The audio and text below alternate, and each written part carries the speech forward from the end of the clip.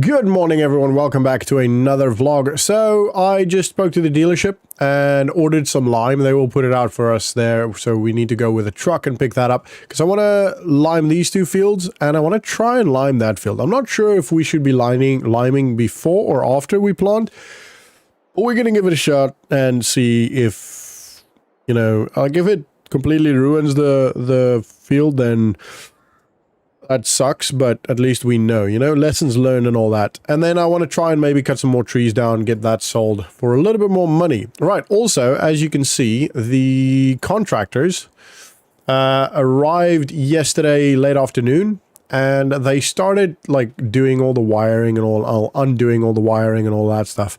From what I understand, some of it's going in the skips, the doors, the roof and all that's going in the truck. And then they'll either resell that or use it, and we just won't have to pay as much. And then they're pretty much going to pull the building down. So, yeah, I think they're going to do that today or tomorrow. Actually, I don't know if they've gotten all the wires and stuff out. Obviously, they want to try and reuse as much as they want, or as much as they can. So they'll start taking everything out. And then once it's pretty much just the shell, they'll break it down. Anyway, right, we're going to head to the dealership and get the lime picked up. I think I ordered 6 bags. I think they should all fit on the truck. Hopefully. Anyway, we'll see. If not, then we'll just have to make it a couple of trips. So we'll go grab that. And then, yeah. I hope that forklift... Well, I think we struggled with it last time. Was it on here we struggled with, if I remember correctly?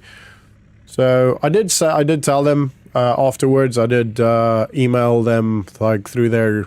not complaints area, but their suggestion email address, and mentioned that, the trucks and trailers as farmers use are quite high, and the forklift is just not sufficient. So hopefully we didn't struggle too much and we can figure this out. I don't know if they're going to build a ramp or what their plan is, but they're usually pretty good with taking these suggestions.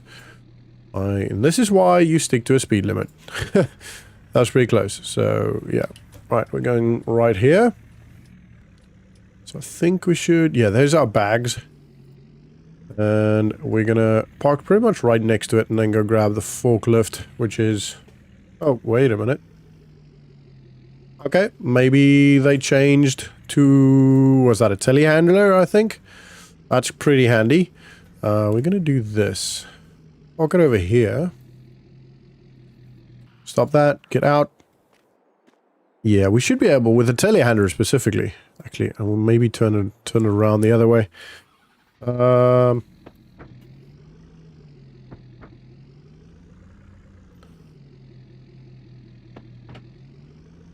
Like if we do this. Open that. That should do, right? Let's keep it like that. Right, let's go grab the telehandler, which is really cool. Actually, or they might have left the key inside.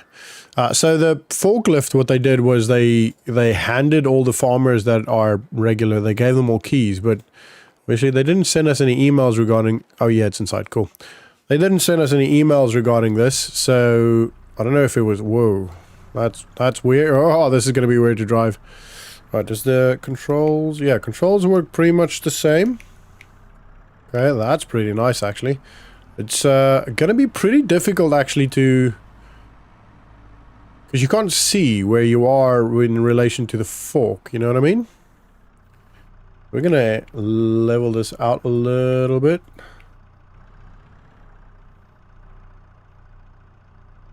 But I need to make that wider. Surely this must be... yes, we got him. Cool. And then we can lift it higher with that. Cool. Oh, this is... oh, okay. I'm gonna reverse first. Wow, controlling this thing is so weird.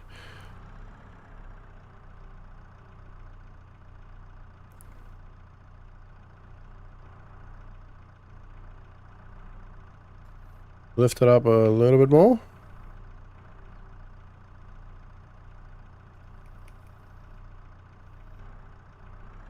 Alright, we got 2 on. I think... I don't know if we're going to get it more on there, to be honest. Let's have a look. I might just ask them if I can take this thing for a bit of a drive. See if I can get four of the bags on here, that might not be strong. It'll be strong enough, but I don't think it'll be weighted correctly.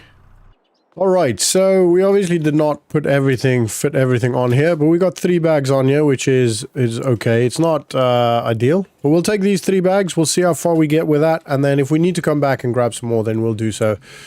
So yeah, I mean, it is what it is. We could have actually done the load loader. We should have actually used the load loader, if I'm completely honest, but I did think that we will be able to fit all 6 on here. That was a mistake on my side. But it is what it is. There's not much we can do about it now. Right, so we're going to head to the farm and get the fertilizer out. I think there's still some lime in there, but I'll just empty that out into an old bag. We're heavy. We are heavy. We are struggling to slow down. I need to be aware of that.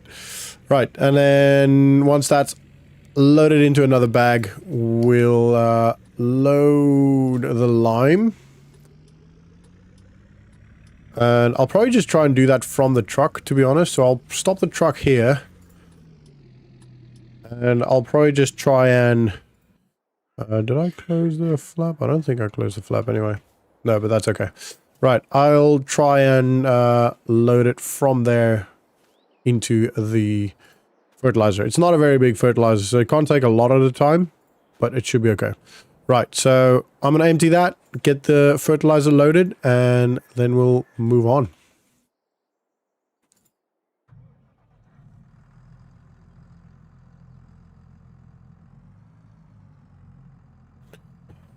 Actually, you know what? I just realized I need to fertilize the other field still, because we did 1 application on that, and it needs 2 applications. So we're going to do that second application now. Actually, no, let's do that second application later on. Because we did it now still. I want a little bit more growth before we apply the second application.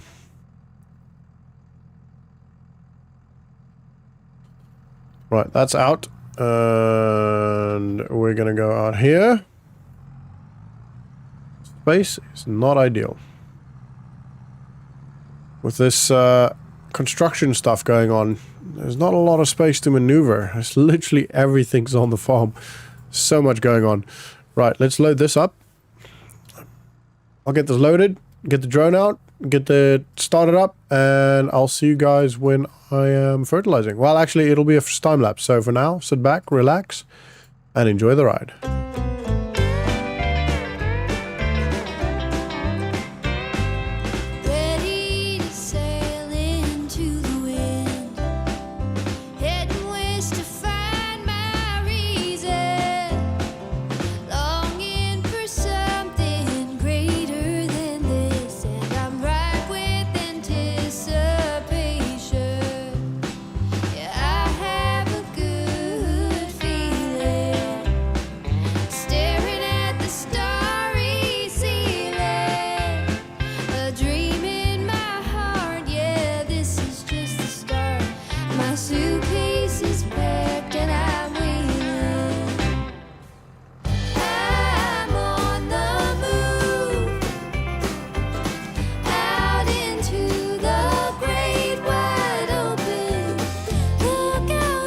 Alright, that was ridiculously quick. It goes through the lime so fast. So what I'm going to do is bring the truck over here with the lime on the back. And then, yeah, we're definitely going to go through pretty much all of these bags, I think.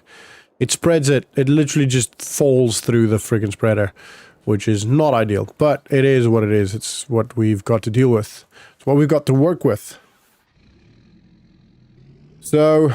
yeah, let's do this. I think probably gonna park pretty much just here, actually, on this little piece of empty grass here. This should be fine. Literally just here. That'll allow us to just reverse on here and then empty the bag.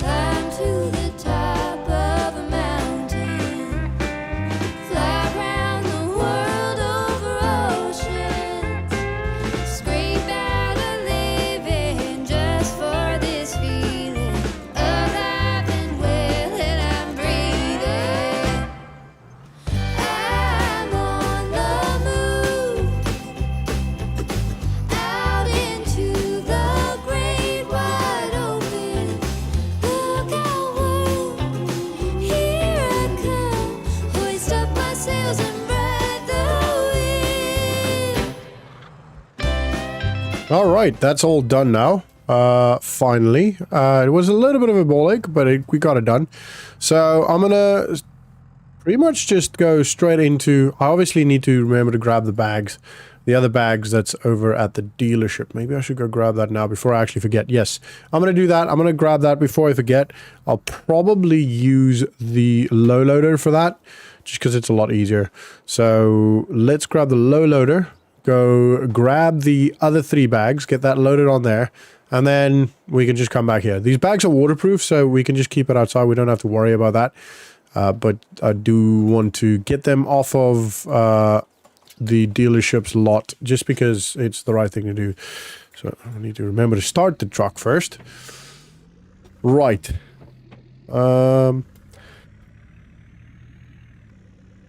As you guys can obviously also hear that my voice is a lot better. Pretty much back to normal. Not quite 100% yet. Oh, actually. I'm gonna just literally just try and push this off. Yeah, because it's downhill, so I should be able to do it.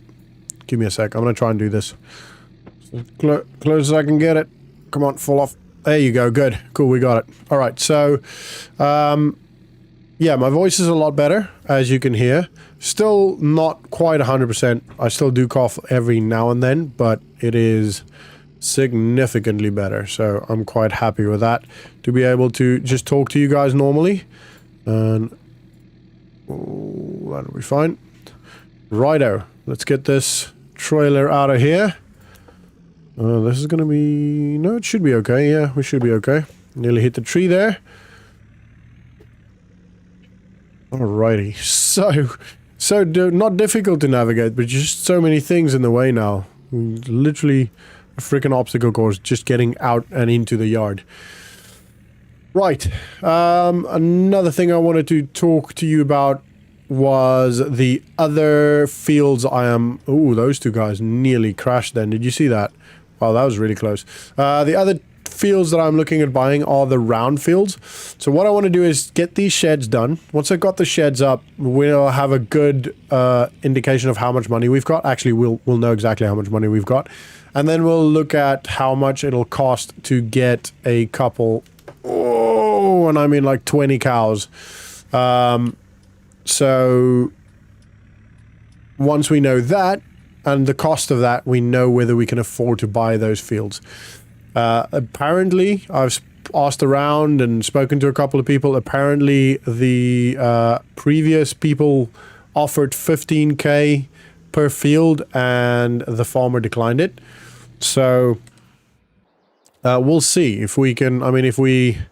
let's say we offer 20k, it's going to be... it's 4 fields, so that's $80,000. We don't have that, right? I don't think we'll have that, because the sheds aren't going to be too bad. We're going to get 4 sheds, ultimately. We're going to do... I think 2 for now. Because I still have to clean that other field. I can have the contractors clean that. But then again, that's other costs. And obviously the cost of breaking down the current shed. So yeah, there's a lot of money going out very, very soon actually. So not ideal. I'm just going to grab this one first. If I can see it. I think that's about it. Cool.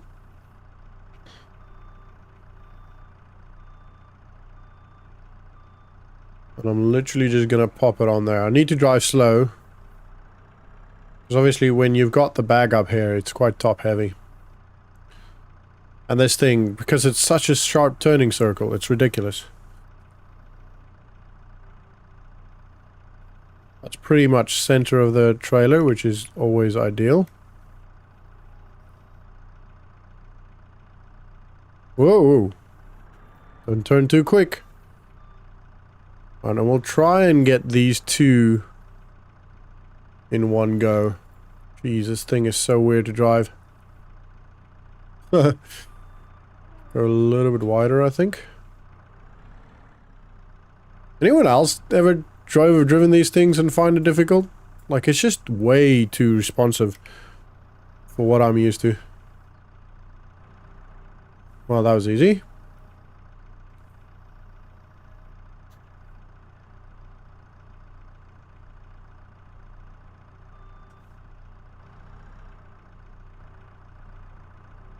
Try and maybe put these over the axle.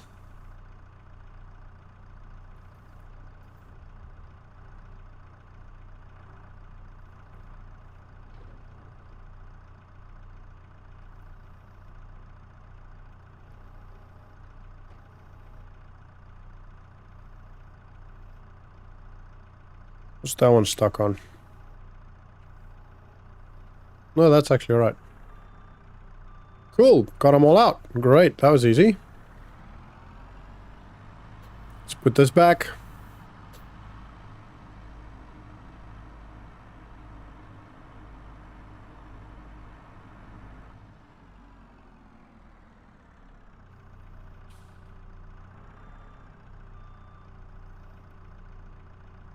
I don't know where they actually want this, but I'm assuming they don't want it right in front of the doors, so that's where we found it, so we'll just put it down there all the time. I don't know if, like, that's another farmer that put it down there, or if it was actually us, well, or them that put it down there.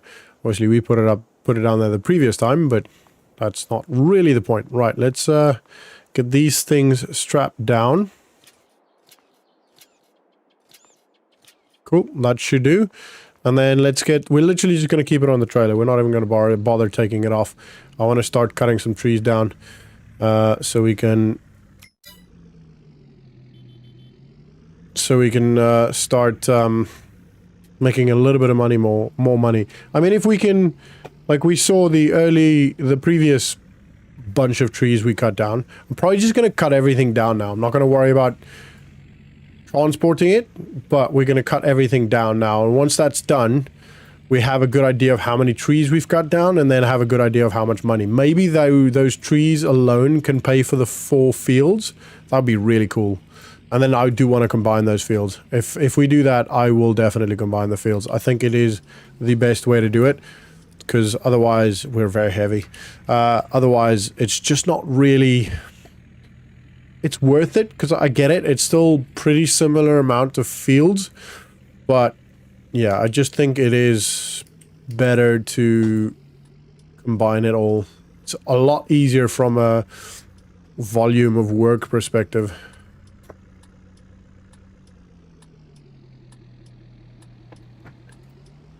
Just a little bit too close to that pole for my liking. I feel like that indicator got louder. I don't remember it being that loud all the time. Right, this time we'll just park this here. Oh, a little bit close to that pole again. I keep doing that. And yeah, we'll just park it down, not quite here, not that close to the field, because obviously we're going to do some field work at some point. Do we want to... We'll just leave it here for now. Right. I need to get the... We're not going to use the loader now. We're just going to cut the trees down. I need to put that down. So we'll put the weight down under that tree, I think. Under that tree. No, it's under the sea. You know what I mean. The song? What's it called? SpongeBob SquarePants. That's the one. Alrighty, let's go hook up. Get the trees cut down. Obviously, the drone's going to be up. It'll be a time lapse, so I will see you guys afterwards. So for now, sit back, relax, and enjoy the ride. I've been searching for the banks of peace like a river, with a worn out liver and a hole in my soul. Winter time's coming, these days are shorter than my temper. I can't wrestle with my angels, and they got a blue heel on my throat. And I'm wandering through Wichita, doubting my salvation on account of all the ways I've gone wrong.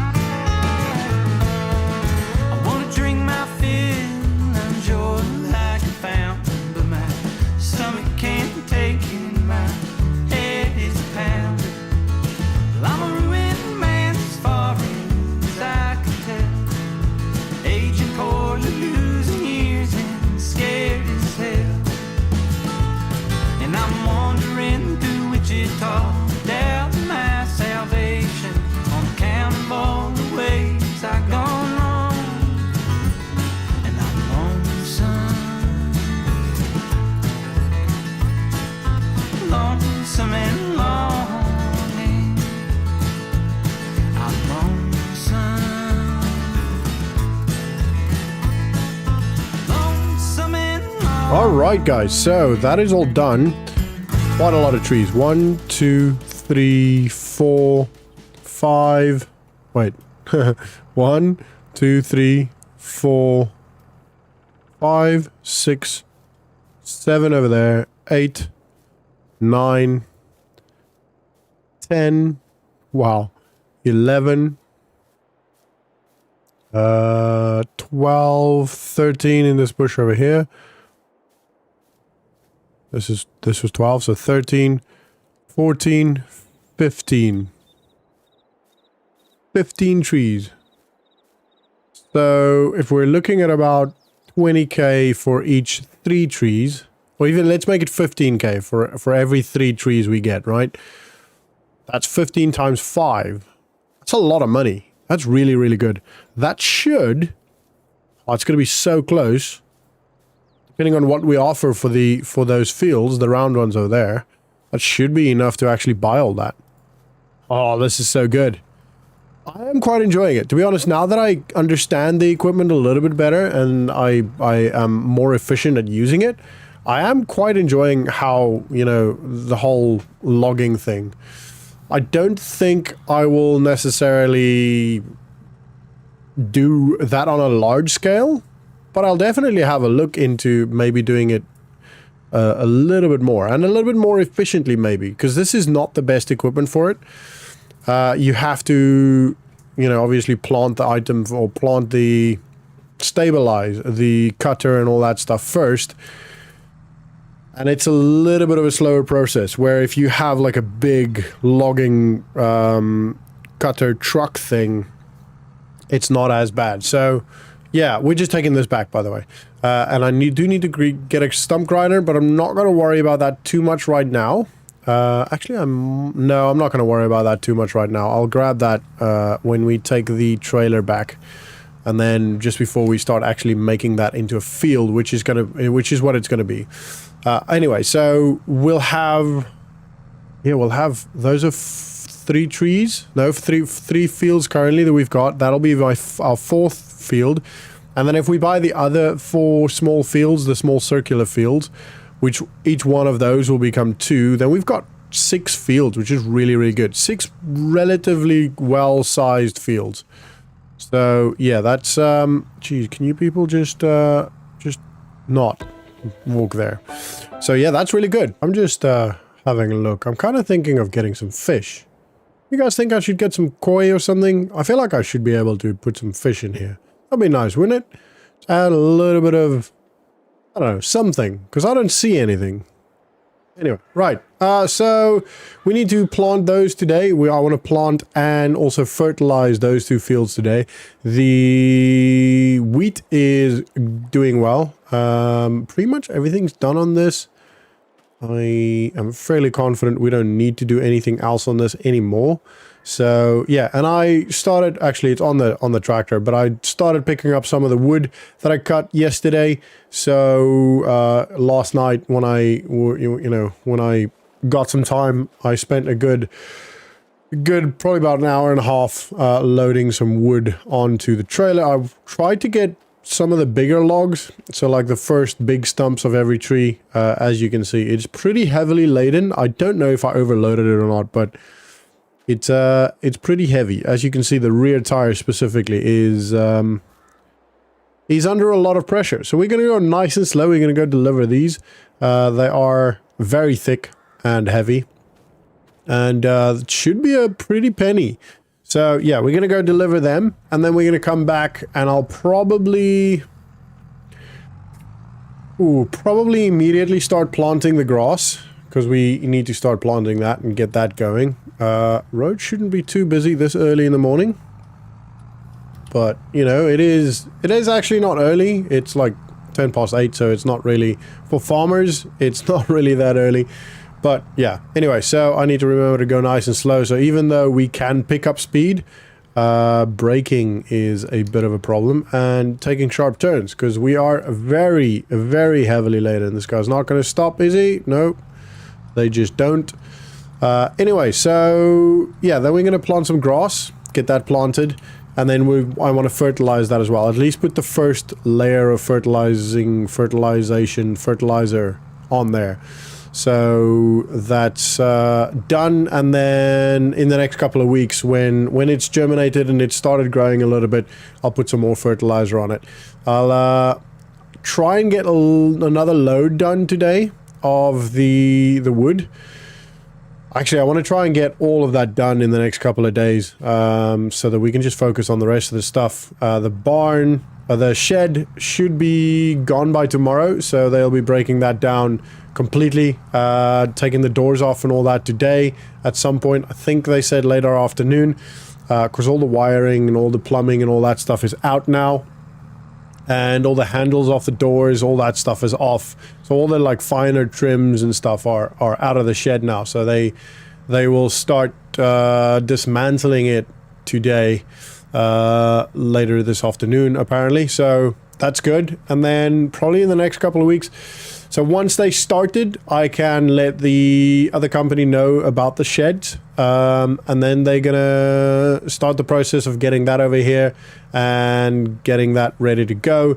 The sheds will probably be delivered before they actually build it, just because they obviously need to wait for the shed itself, the current shed, to be broken down completely. But that shouldn't take too long.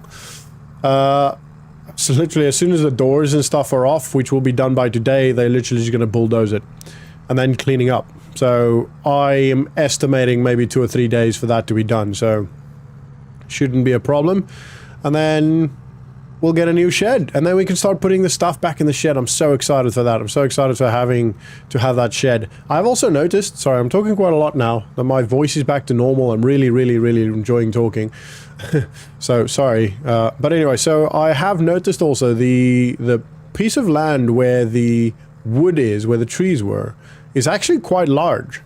So that's probably going to be a pretty substantial field. I think it's going to be our biggest field if we can use at least, you know, if we can use all of that, then it's going to be probably our largest field for now, which will be very, very good. And I do also need to remember to get a stump grinder, but I want to pick up all the wood first, so I don't, you know, get the stump grinder, grind the stumps, and then I'm like, oh crap, there's still a log here, still a log there.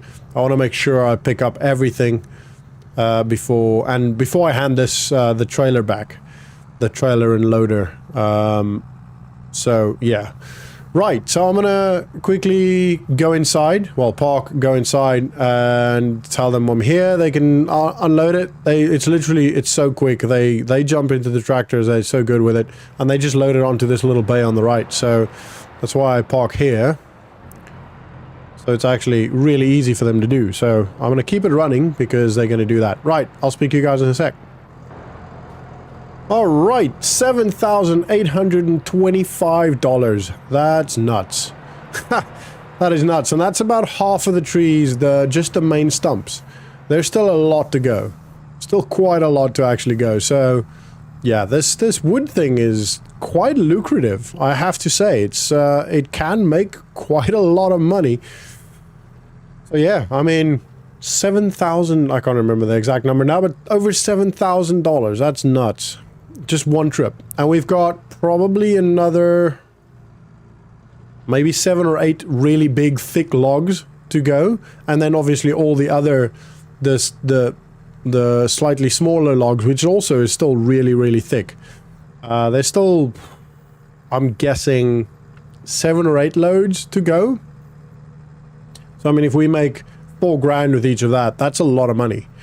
That's nearly 40 grand. So yeah, we're looking at probably going to be over 200k for that after all of the wood sold. Obviously, before all of the wood is sold, we have to get the grinder, the stump grinder. We have to pay for the demolition of this shed. Obviously, they just want to see how much of the wood and stuff they can actually use and keep. And then they'll give us a price. And then obviously the purchasing and construction of the new sheds. So yeah, there's still a lot of money to go out, and obviously we've got to buy cows and all that stuff as well, but just even before we get to the cows, there's still a lot of money that actually needs to still leave the bank, unfortunately. So we'll probably not be under or over 200k when we get to buy the cows, but we're not going to be far off it, I don't think. So that's great. That's really, really good. So, right. What else needs to be done? I'll probably, yeah, so my plan, plant the grass, fertilize the grass, then hopefully load a little bit more of the wood. Take at least one more load today. I'm going to try and do a couple more. Not necessarily all of that will be on camera, but I'm going to try and do at least a couple more. Maybe 1 or 2 on camera, depending on how the battery lasts and all that stuff. And yeah, I'm trying to keep the vlogs under 30 minutes just to make it a little bit more concise and, you know, to the point, rather than just spreading it out to like an hour and just you watching me do the same thing over and over and over again. You know, if you've seen me load a trailer of wood, I feel like you've seen me load a trailer of wood before, you know. Then that means I don't necessarily have to, or you guys don't necessarily want to keep seeing me doing the same thing over and over. But I don't know, that's just how my brain works. Feel free to let me know down in the comments if you feel any different about that. I mean, I am open to suggestions. I'm always open to constructive criticism as well. So please, your comments in the past have definitely helped so much for me to make the right decisions. And largely because of all you guys, we are where we are today, you know, with $181,000 in the bank, with a pretty much a fully functioning farm, with everything that we actually need. So yeah, that's all thanks to you guys. So please don't stop. Thank you all so much for the continued support as well. And if you have anyone else, any family or any friends, I'm probably going to put the trailer over there, that are interested in farming, that enjoy watching farming, share the channel. Like I always say, everything that the channel makes, even though it's not monetized yet, but everything that the channel makes or will make one day will all go straight back into the farm. So it's just a means to grow the farm even more, you know, allow us to do some more interesting things on the farm. So yeah, it's all a team effort. There is a stump here, but I should be able to go over it. Yeah, it's not too bad. Right. Now it is time to hook up the planter, which will be pretty difficult to get to. Or the seeder. I think I see it back there, but I don't think we can go through here. No, we're not going to make it through there. We're just going to go around the other way. This is the one problem with this constant construction on the farm. Like, it's good. Having the means to actually have the construction and stuff happening is great, but you know, it's blocking us a lot, and it makes maneuvering equipment, etc. quite difficult.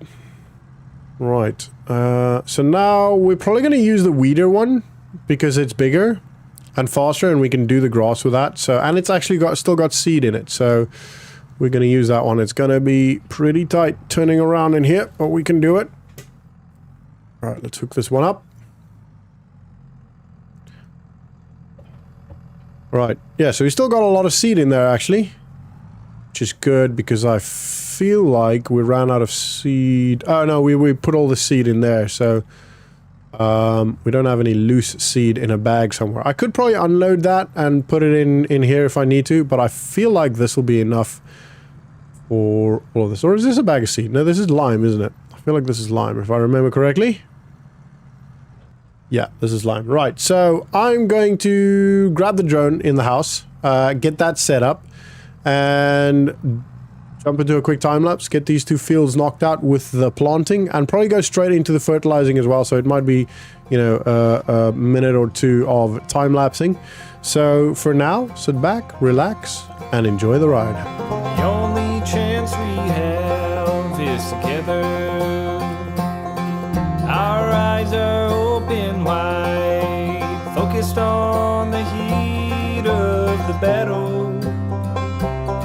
We sing, we dance, we fight, and we love.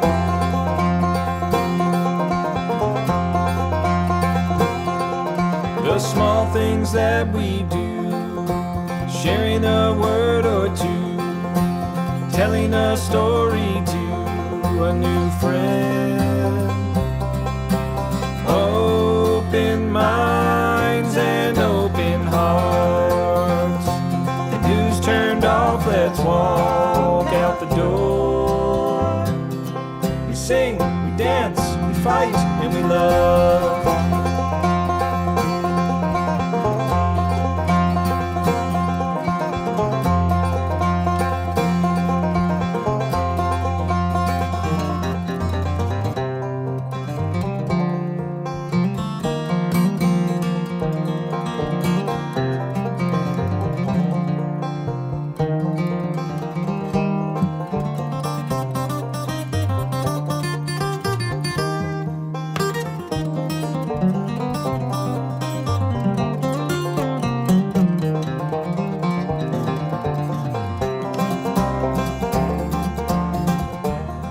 All right, all the fertilization is now done, and the planting. All of this is obviously planted now, and the fertilization done. I'm going to put the fertilizer back down where I initially put it, which was under this tree here. Actually, it wasn't initially, it was just last time. And then I'll grab the tray, the log loader, and I'll start loading the kind of what's left of the big trees that I've loaded so far. So we'll probably get maybe 2.5, maybe 3 trees on there. But yeah, it's I might just take a little bit of a lunch break quickly. I see it's 11:30. If I take a lunch break now, I just need to go that way around. If I take a lunch break now, maybe I can just smash it and just keep going through, get as much of this done as I possibly can. So as you can see, these 1, 2, 3, 4, 5, 6, 7, 8, I think the biggest logs are gone. I think it's 8. So yeah, there's still obviously all of the other side of the field. All of that side is still there, but needs to be picked up. So that's still going to be a lot of money. But yeah, I'm going to maybe take a quick lunch break, and then I'll get going with these and get all of this done. So yeah, I mean, I'll see you guys in a little bit once I've had my lunch. Ready to sail into the wind, heading west to find my reason, longing for something greater than this, and I'm ripe with anticipation. Yeah, I have a good feeling, staring at the starry ceiling, a dream in my heart. Yeah, this is just the start.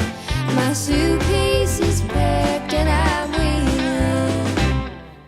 I'm on the move, out into the great wide open.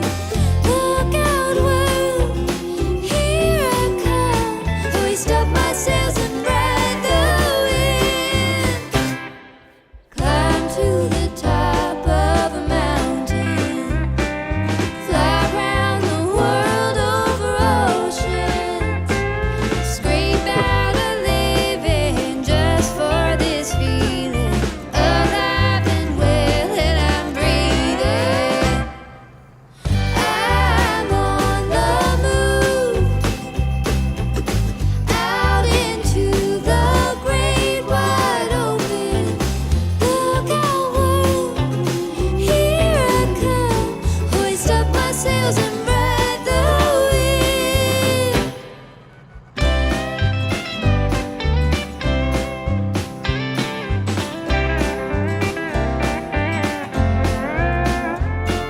All right, another pretty much full load.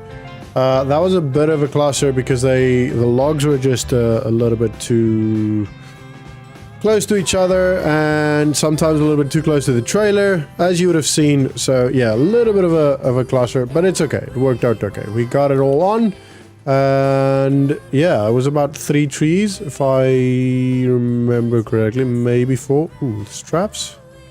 They're on, but it looks really loose. Anyway, right, we're gonna head to the I'm struggling to think now. To the sawmill, get that sold, and then, I mean, this won't get us, this will probably get us just to around 180, 85, maybe 80, 86. I don't think it's going to be as early as this morning, or as early as this morning, as much as this morning, just because I don't think it's, you know, it's still a full load, but the logs, it's the logs, like the thickness and the length of the logs and all that stuff is what dictates how much the logs actually are worth. So yeah, I don't anticipate that much. Probably anywhere between $4,000 and $5,000 dollars for this load is what I'm kind of anticipating. So we'll see. I mean, it might blow my mind. It might be, I might be completely wrong, and it might be an absolute crap ton of money, but part of me kind of doubts it. Anyway, that's all right. And then, yeah, so the construction company called. They are running a little bit late. They're actually on another job. And this is kind of, because he's kind of helping me. He's kind of doing me a little bit of a favor to get this done as soon as possible.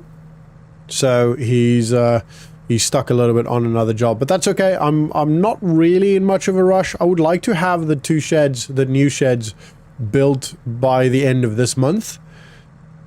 But I mean, I don't really have a timeline on it. It's preferably, you know, by December it's done, so that throughout the December, January, February snowy months, that it's, you know, we've got our tractors and our grass and bales and all that stuff stored in shelter. That's pretty much it. I'm not too worried about it over summer.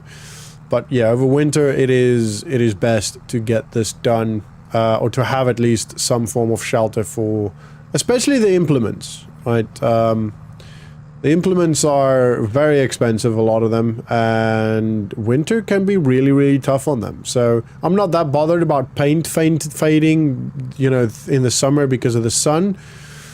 But rust and, you know, all that stuff is not ideal, especially when you have to work on these implements and they've been in the snow and cold and frozen.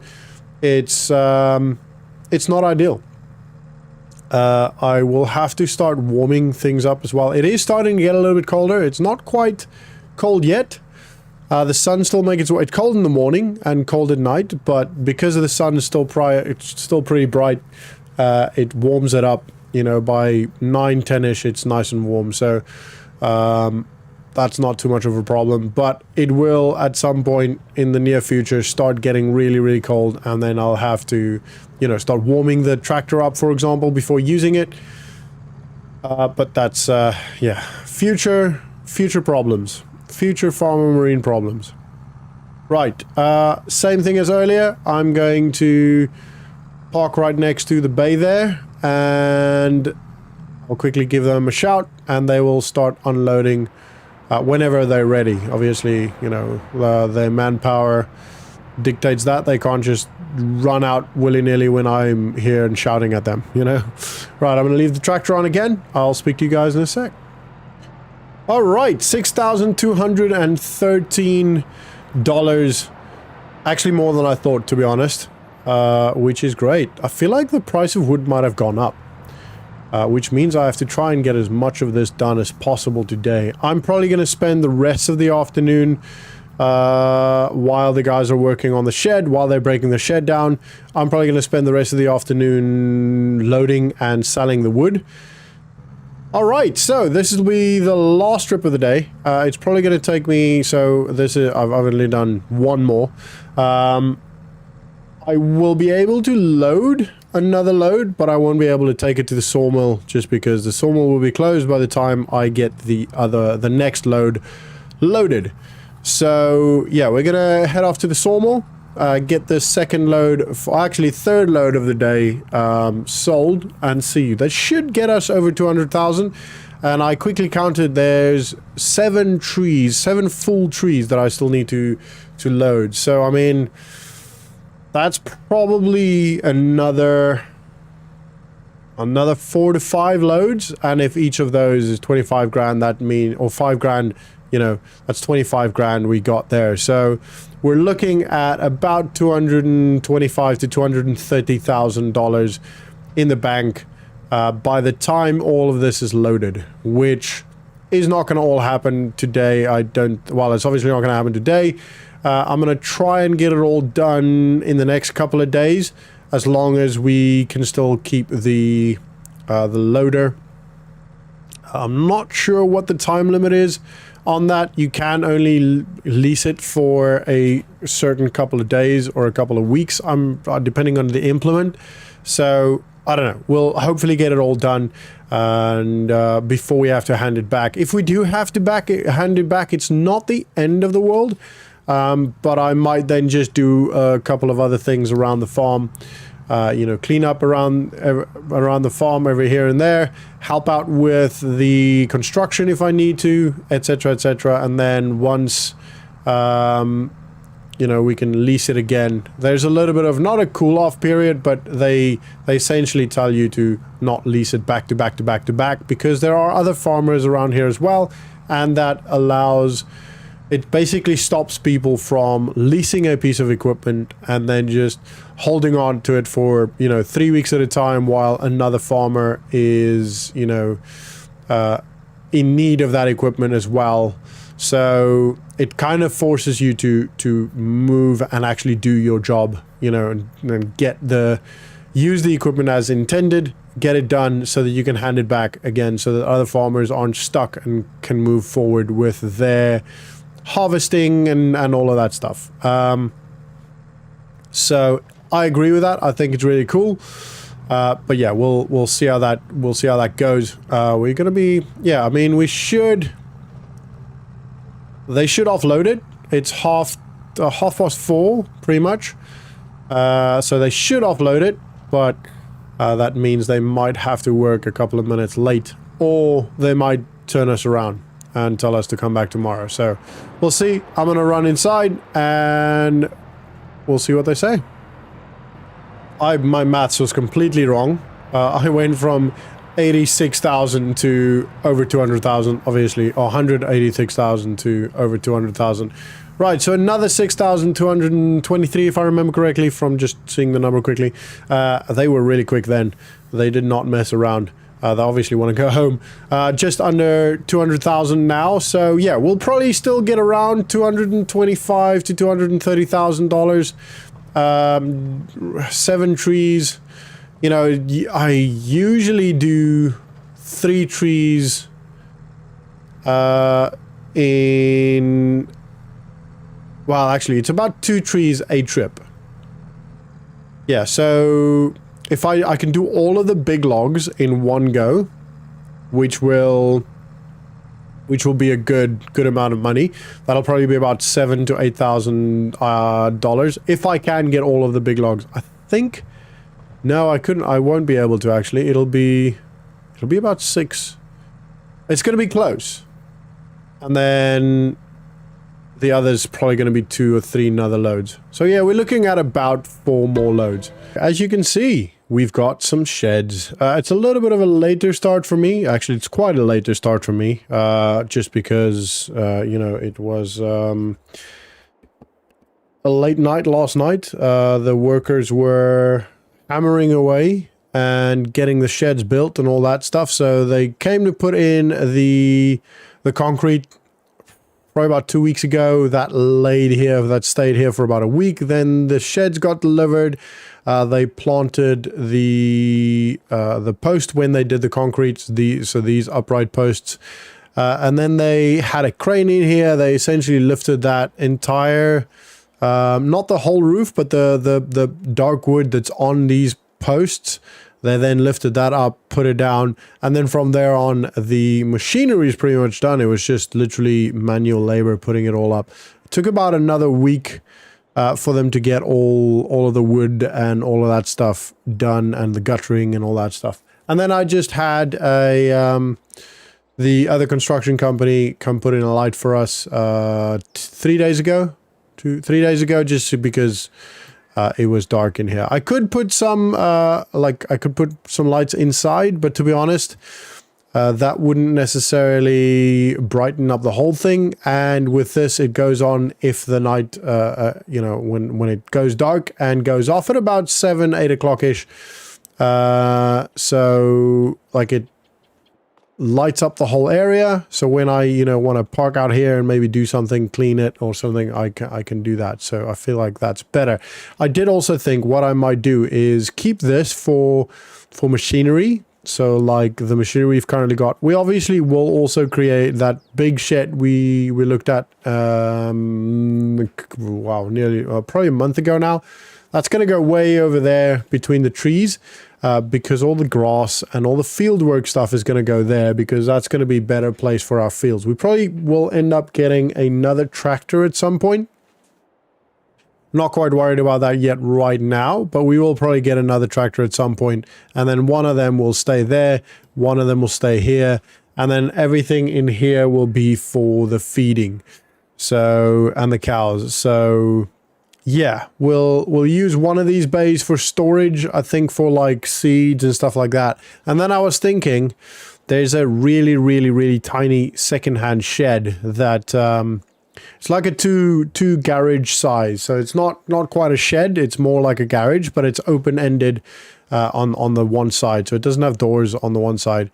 And then I thought that might be a good idea to put that down here and store all the bales and stuff in that. So we'll have a look, we'll see. But yeah, still a lot to happen before we get to that point. I think for today, firstly, we need to, well, not doesn't have to happen firstly, but oh, another thing, on the wood side, there are still a couple of trees over there that are cut down and laying down. I loaded up the whole trailer. And then the next morning, Chad gave me a call and said my limit on that is for today, so on that day, so the 6th of November. So I had to take it back, and then it got leased out to another farmer. So we haven't been able to get it yet. He said he'll give me a call back when that gets back, and then we'll go grab it and then finish the rest of the wood stuff. So yeah, not ideal, but it is what it is. Right, we're going to put some of this stuff. So I'm going to start with the bigger stuff, the more expensive stuff. So I'm thinking the mowers, the baler, probably the trailer, and then we can put the rest of the stuff, kind of stack it against each other. I don't think the roller will fit in, but I'm not too worried about the roller. So the roller has to be unfolded. I could do this actually. Yeah, maybe I could unfold it while I'm in there and put it against the back. Middle one. That could work. Right, we'll have a look. Let's go grab the tractor. We'll start with the baler and get all of that in. So yeah, let's friggin' do this. I'm very excited to get this stuff in the new shed. Sheds look really good. I'm quite happy with that. Righto. Let's get this show on the road. Right, baler first. We can actually... No, the baler's pointing this way, isn't it? So we'll maybe go in here.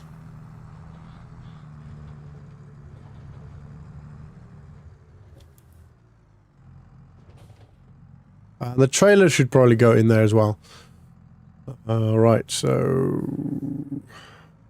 Well, in the shed. I say in here, in the shed, you know what I mean. And like I said, I'm not too worried. Most of the field stuff are going to go in the other shed eventually. Once that's up, I need to clear that up first. The shed is ours, as in they've agreed it is ours. They will keep it for us. We put a little bit of a deposit down, so we're not going to lose it. But obviously, we do need to clear up first before we can actually get that done. So, right. So obviously, I'm just going to reverse this in there.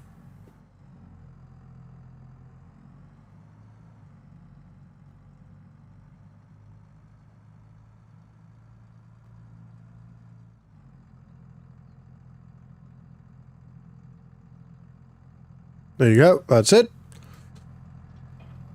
Alrighty. I think the mowers are going to be next.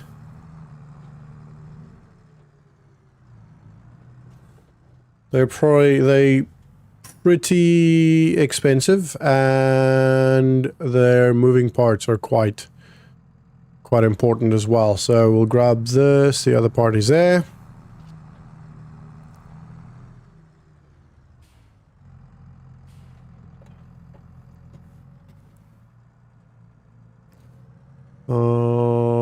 Right.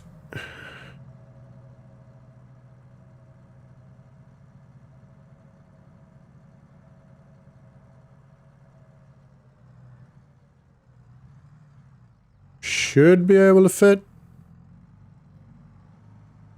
It does, just about. Right, slightly forward. There you go.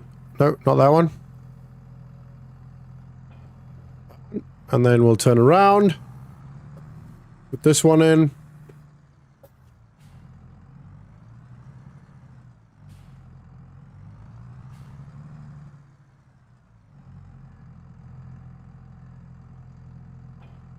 Down there. Right, and now I'm kind of thinking...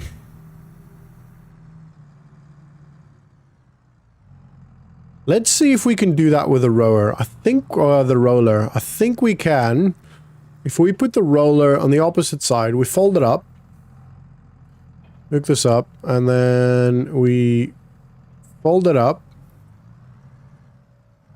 The problem is that it has to be unfolded when it's put down. So, as in when it's on the ground. So, and this is just the way it's been designed. It's obviously so you can maintain it and all that stuff. So we're just going to lower, make sure, actually there's way enough space.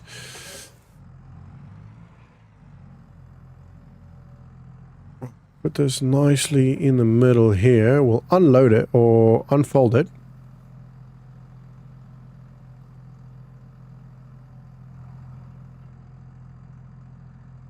And put that down there. Yeah, that works. I mean, I could actually... This is actually a lot bigger than I thought. So I could actually probably drive it in straight, just like that. Roller's not going to be used a lot. So next what we're going to probably use is the cultivator. And maybe the weeder. The fertilizer we're going to use again. I have to put in the second application today. It doesn't have to happen today, but I want to try and get it done today. So, on the other field. So we'll need to go buy some more fertilizer as well. Thinking we'll probably put this over here. And there's even some more space in front of that as well. Maybe the cultivator.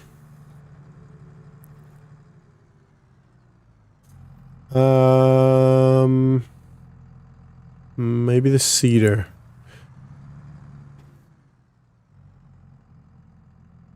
Actually, yeah, let's do the cultivator.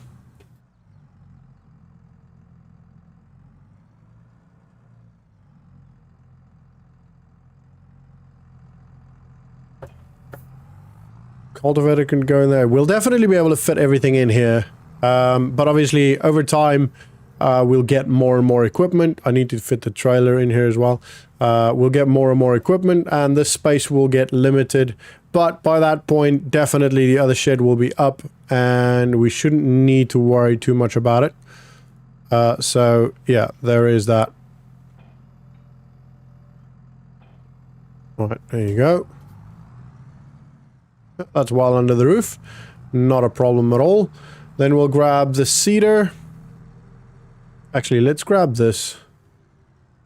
The windrower. Like, we'll get a tether for it. We have to get a tether to get hay.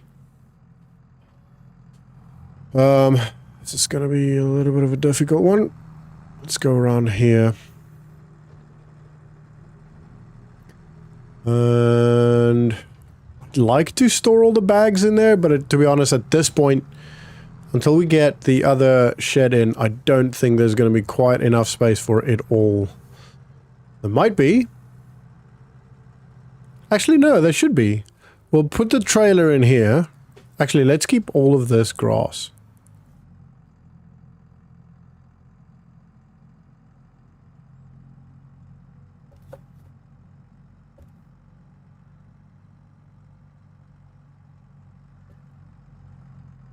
Right, so if I go...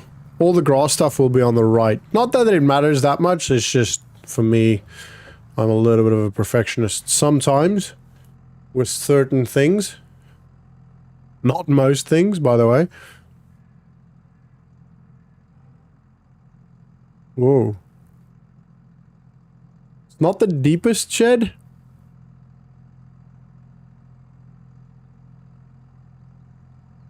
But it's deep enough.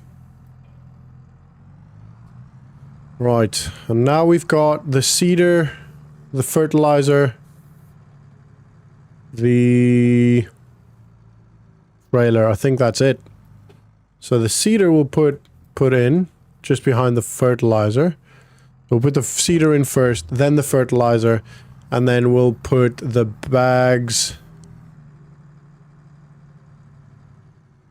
Maybe in front of that. Should be able to go in front of that.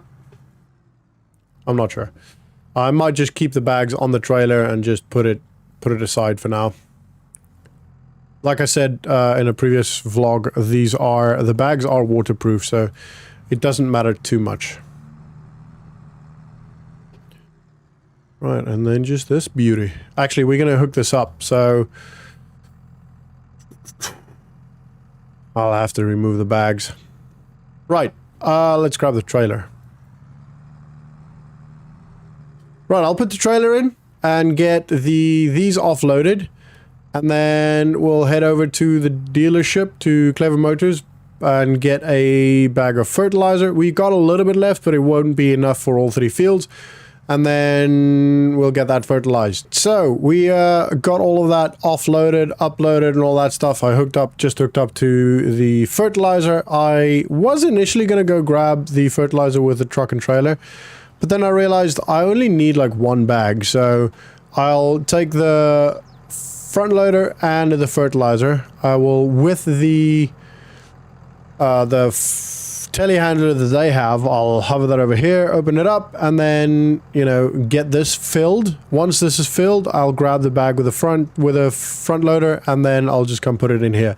So that'll work fairly easy. As you can see, everything fits in here really nicely. There's actually still a lot of space left, which is good. So if in the future we will be getting a lot larger equipment, especially when we think about the TMR, the total mixed ration mixer. That is, some of those are massive, you know, and if we've got multiple, you know, close to 100 cows, we're going to need that. So yeah, anyway, right. So let's go to, actually, yeah, let's go to Clever Motors and get the seed. I already gave them a call, so everything should be there.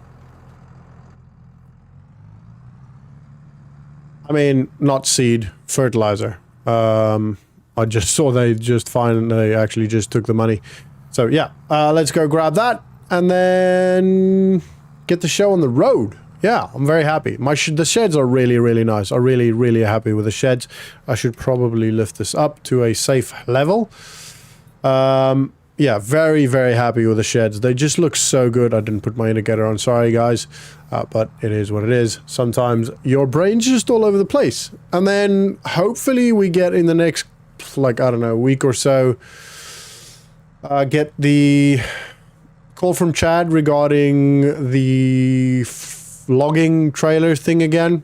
And we can go grab that. As I mentioned earlier, it is currently being used by another farmer. So that's exactly what I was explaining in the previous vlog.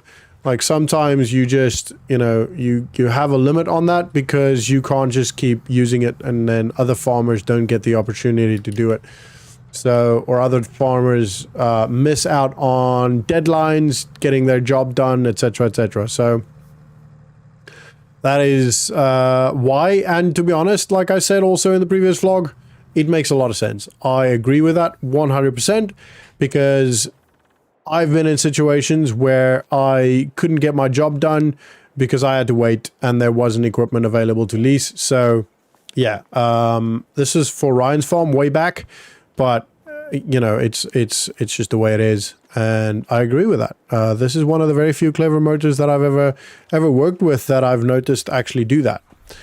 This thing again. It's a really good piece of kit, this, but I'm not used to how it drives, and I find it a little bit difficult. But that's probably more my fault than anything else, if I'm honest.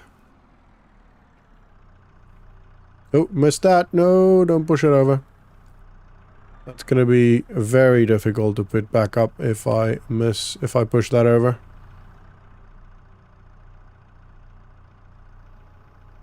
This should do. Now we just need to lift that up. That should... I might have to lower... Yeah, I'll have to lower that.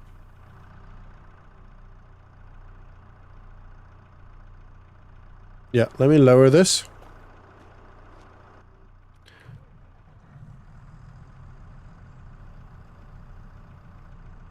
That should do.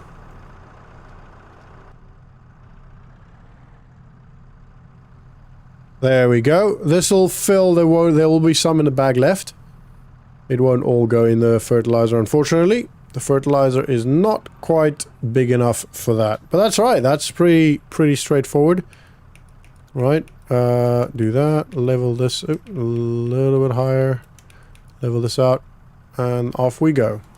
Right, we'll go put this back where we found it. Then we'll grab the bag with the tractor, with the front loader. And then that's all sorted. All good to go. Oop, wait a minute. I feel like my mic settings has changed. I feel like they're really loud. So apologies for that. I feel like I've been screaming at you guys. Hopefully this is a bit better.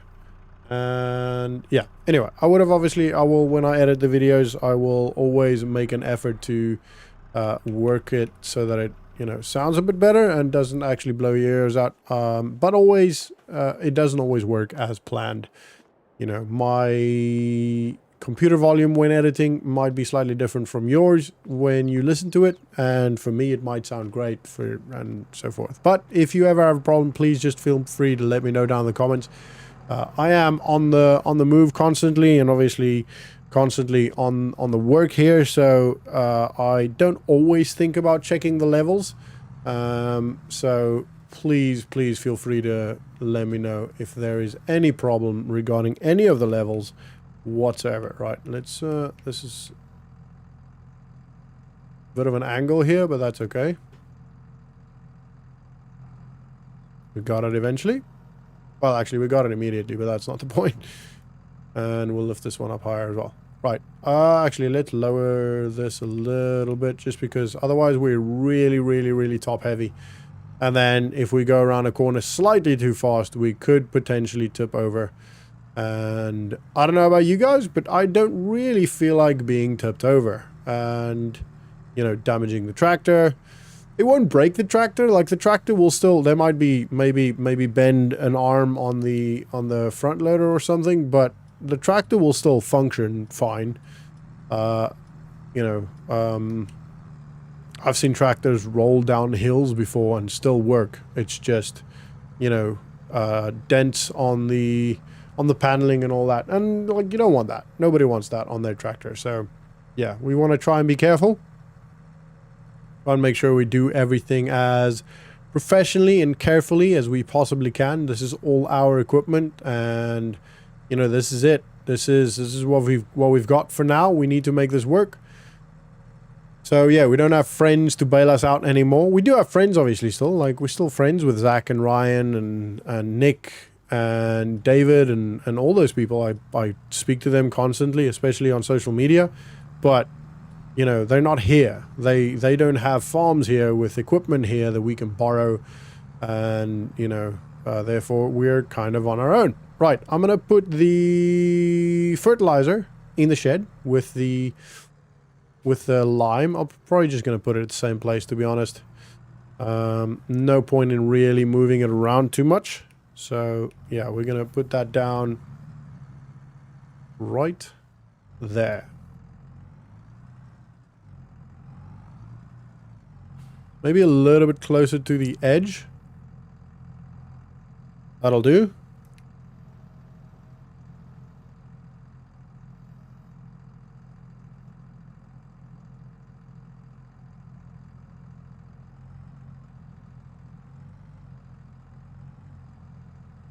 Right, and fertilizer is going to go there, so I can actually put the fork down there.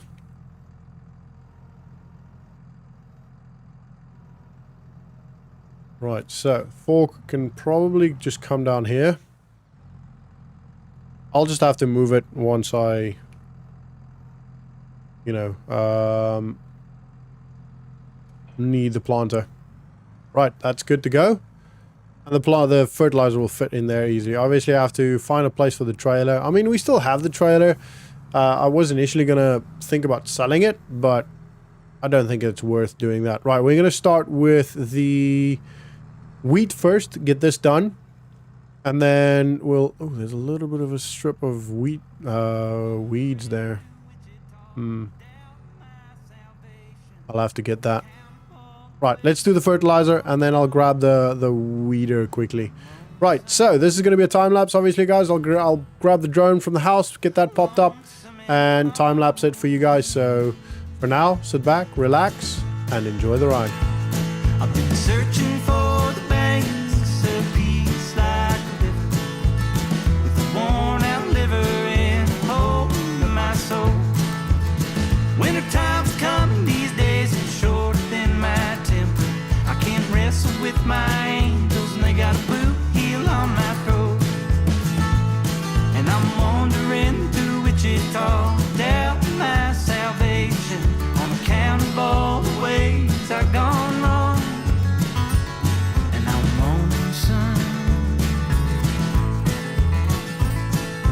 lonesome and longing.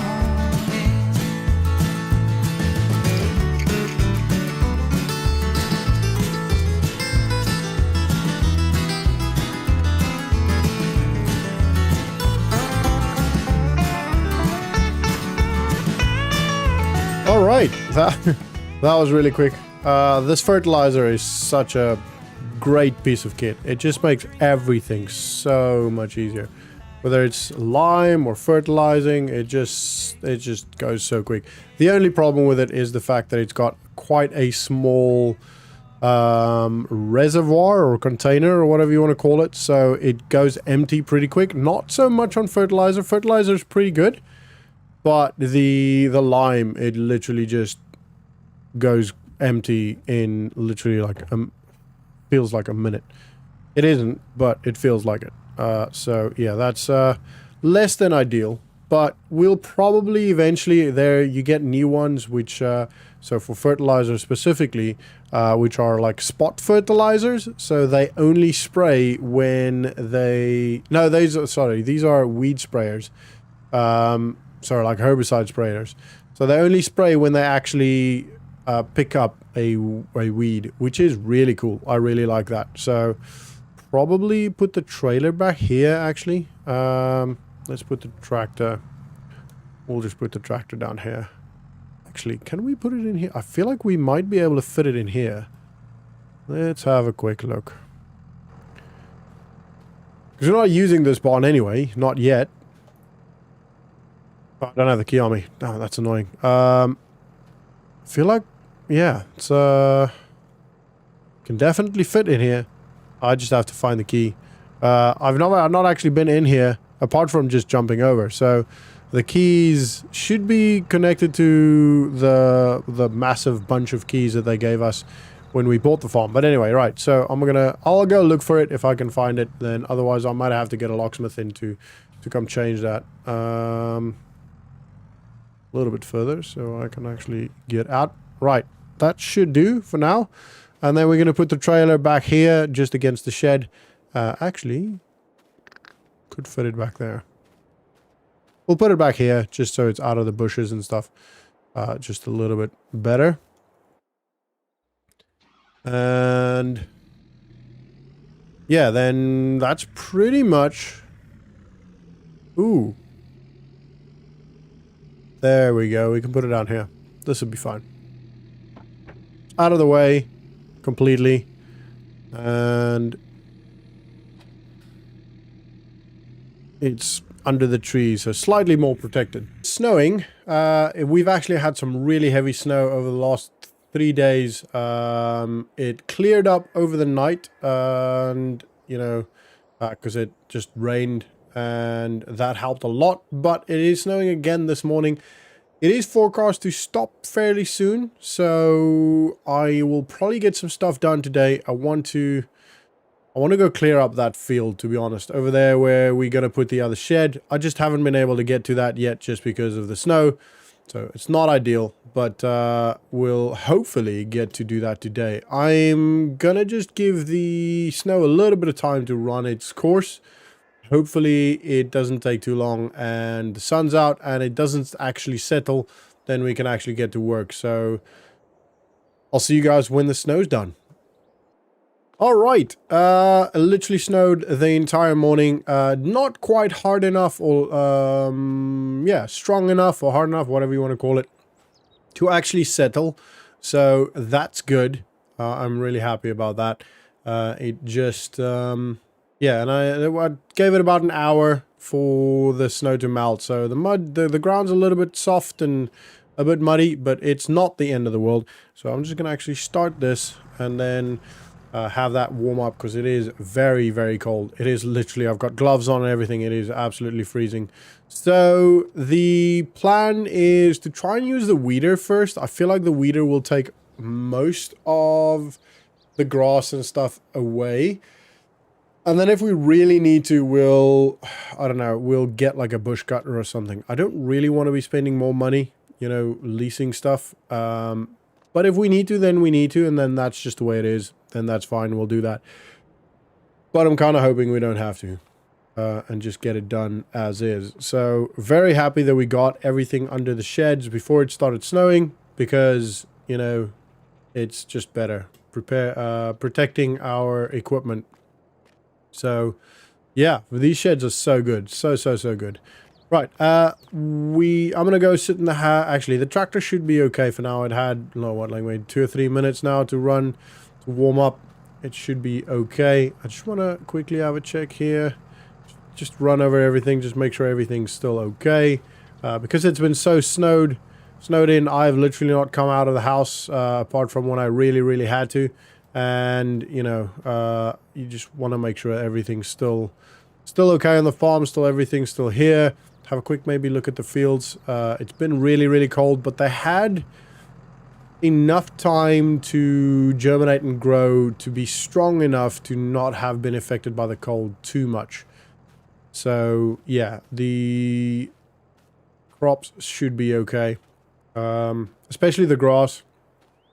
I'm more worried about the wheat. Not really worried about it, but that's probably the thing that will get impacted mostly by the cold.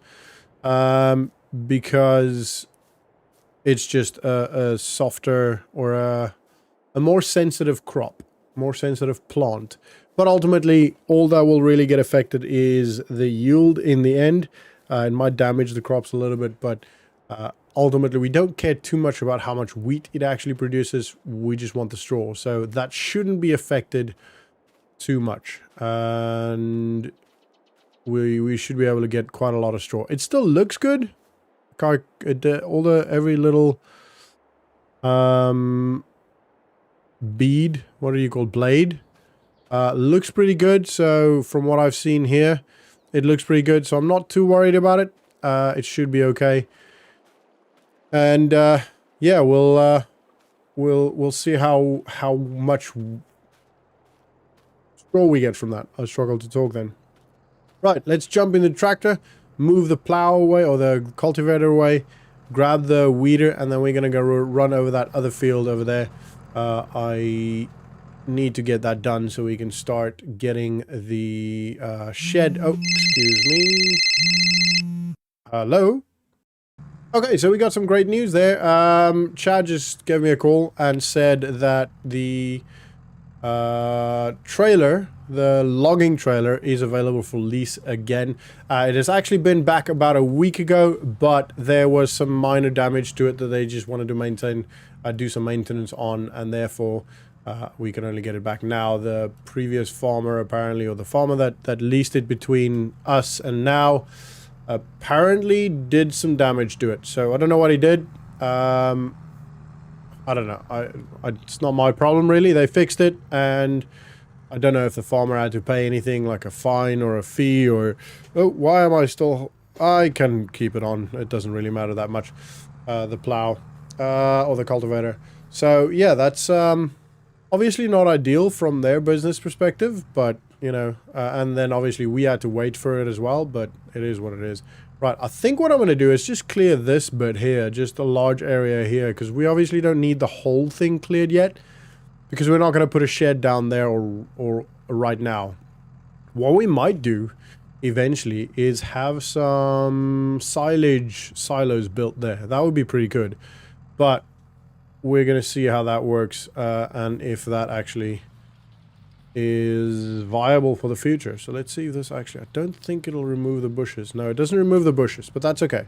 That's okay. We just need the grass cleared a little bit. I'll go lease a a bushwhacker or whatever you call them, and get the bushes removed as well. I'm just gonna go nice and round, just get it, or get all the grass cleared up, taken up by the weeder. And it would be a good idea to cut this, but ultimately it's probably not going to give us a lot anyway, so don't know if it's really worth spending the time doing that. You know, it's just, let's just get rid of it, let's get the shed in and carry on with our plan for the farm. So yeah, I mean, this should be pretty quick. It should be large enough, this bit here. They did say go a little bit larger than the actual shed is, just because obviously concrete and all that stuff needs to be put down. But yeah, this should be pretty good. And yeah, this is a pretty large area that I just opened up. There's still a little bit of grass that I missed here and there, which I'll quickly hit. Over here, there's a bit of a strip here. And got all of that. Great.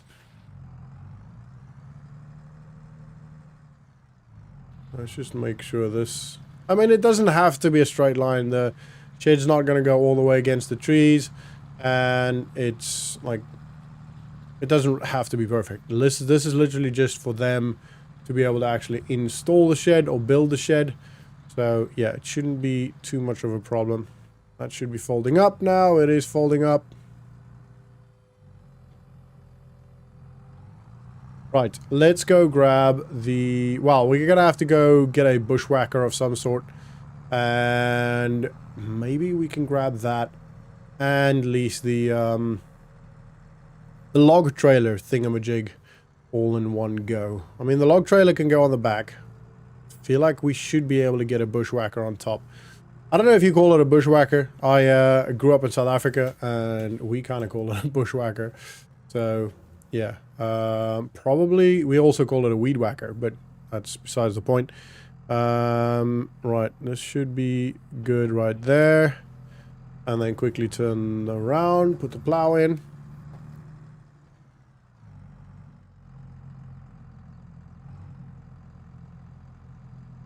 Like that's good. Good. Righto. Let's go grab what we need. Right, and once we've got the field clear, I want to try and get that done first before we start worrying about the logging too much, or the logs. I want to get that done, and then don't know if we'll be able to get much done today. It is quite late in the afternoon already. Maybe be able to do one load of logs. Maybe. I'm not going to film it. I'm just going to... Because when I film it, I have to control the drone and the crane. It just takes too long. So I'll film the journey and all that stuff. Like, I'll turn my GoPro on. But the drone, you know, out there while I'm trying to maintain, man the crane, it's just... It's too much. So it slows the job down by, like, double the time. As in, it makes it significantly slower. So I'm actually just going to go across. I haven't spoken to them yet. I'm going to have to go inside, have a chat to Chad, and actually see what they've got. So the logging thing, the trailer won't be out here. But I'm going to actually just stop nice and close. Just here should be fine for now. Right, I'm going to quickly jump inside, have a quick as possible chat with Chad, and then lease what we need to, and then I'll speak to you guys in a sec. Alright, so that was just under $3,000 for the logging trailer and a mulcher. Now, the mulcher apparently removes stumps as well. So what I might end up doing today... Because we've only got an hour and 15 minutes before the sawmill actually closes. So what I might end up doing today... Ooh, I'll have to turn around the other way. Is do the stump grinding, get all that done, and do the mulching, so remove all the bushes. I've never used this equipment, so I have no idea what it's going to be like. That's going to be interesting to figure that out. But yeah, do that, and then when, you know, and then load a trailer of wood, but I'll only be able to take that tomorrow morning. So yeah, we'll have to wait for that then. I want to get the mulching done for the bushes so we can give the shed company a call so that they can start doing that.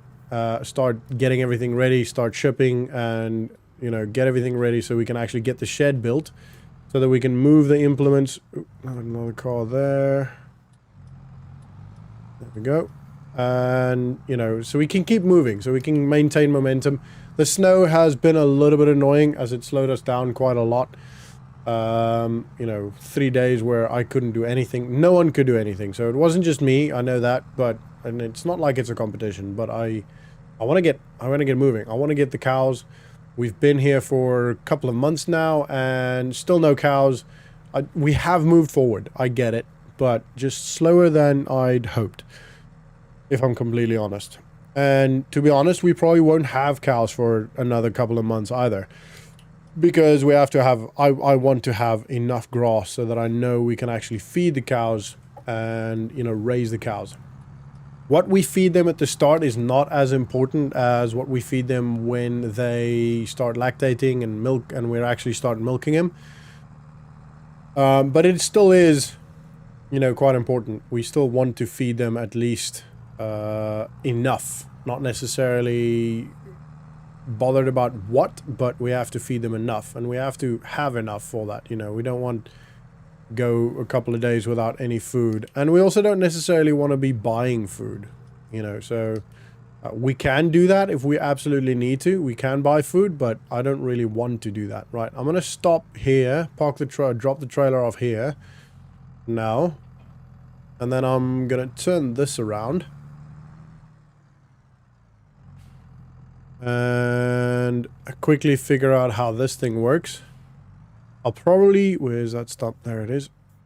I'll probably do this off camera just because it might be a bit embarrassing and might take a while. So yeah, I'm gonna get this done.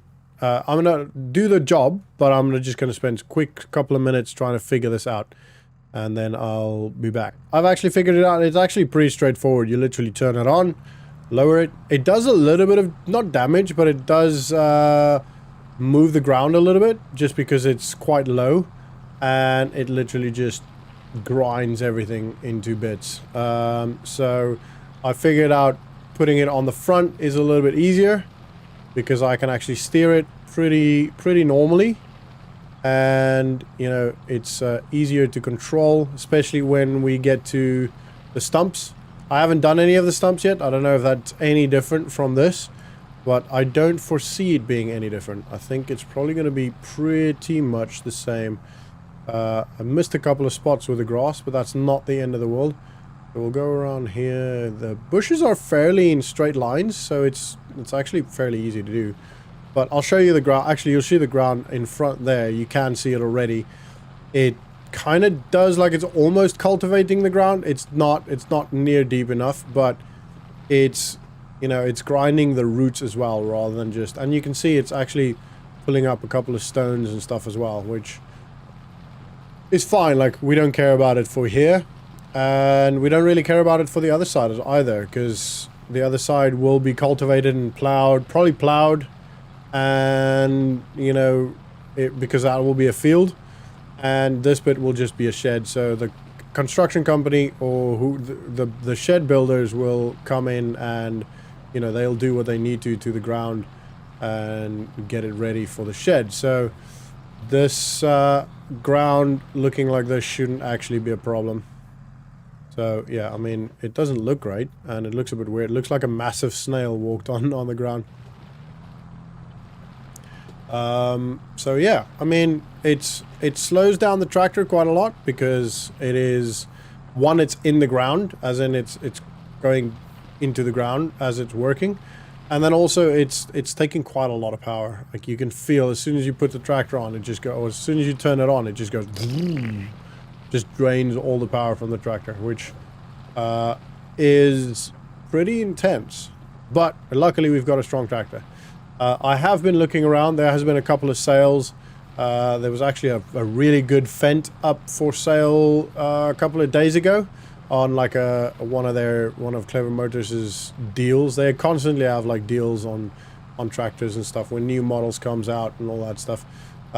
It was a really, really good deal, 58% off, but it was still $100 and something thousand, which we just don't. We have the money, like we could buy that, but then we wouldn't have enough money for cows and for whatever we might need, you know, elsewhere or otherwise for the cows. So yeah, it would have been stupid to buy that, in my opinion, which is why I didn't buy it.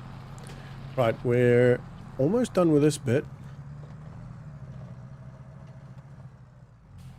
I mean, the tiny little clumps of grass is not the end of the world. Actually, does this remove the grass? I don't think it does, but it's not the end of the world having that there, because, you know, they are going to do their own thing here. They just don't want to clean up. They just don't necessarily want to be, you know, burying stuff out of the area because it's, you know, covered in grass, etc. So yeah, that's the area done. That's the whole area done. There's a couple of clumps of grass, all that, but it's clean. It's ready to go for them to do, you know, what they need to do. Right, so let's test this on a stump.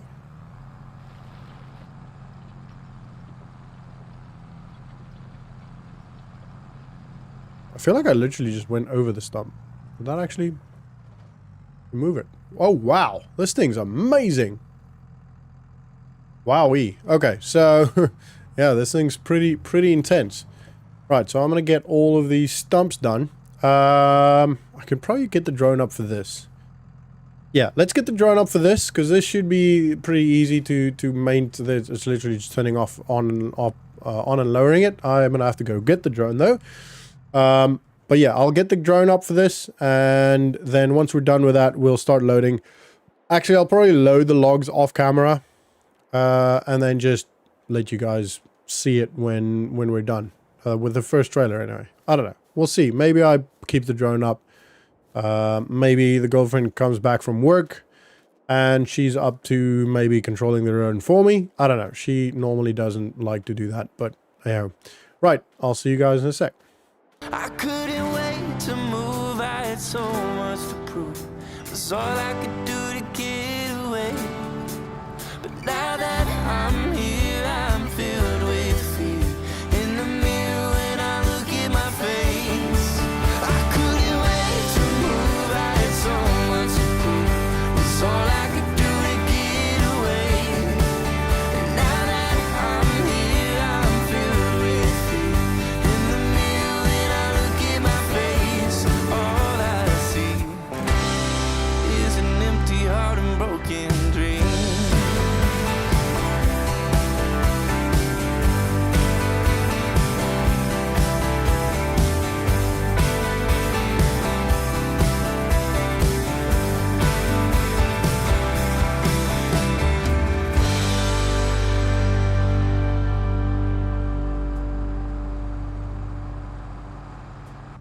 All right, that is now done. I've had a quick drive through all of the bushes, and it seems like we got them all.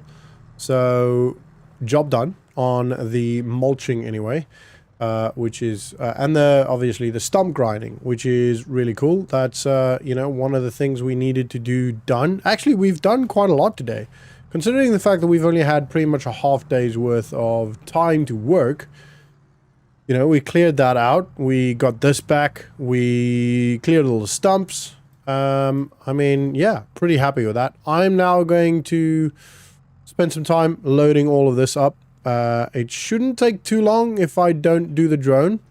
So I'll get this done, and I'll literally see you in, for you guys, it'll be like immediately. For me, probably about an hour, maybe 45 minutes, depending on how many I get on. Right, so I'll see you guys in a little bit. And that is all done. I took a little bit of a risk and loaded it a little bit heavier than I've done before. I've got 3 full trees on here, which is a lot of wood. I can feel like the tractor is pulling strong. Like, again, this is a freaking amazing tractor, but I can feel the weight of the trailer more than I've done before. So, yeah. Actually, this is pretty cool. You guys will be able to see the yard in its evening glory, I guess, which is pretty cool. I'm probably just gonna park this right here because tomorrow morning, first thing, I'll be taking this to the sawmill, getting that sold, which should get us pretty close to 80,000 again. I think it's massive. Like, it's a big load. Like, that's a full 3 trees. I think this is the first time we've done 3 full trees. So yeah, it's you can see the 3 really thick logs.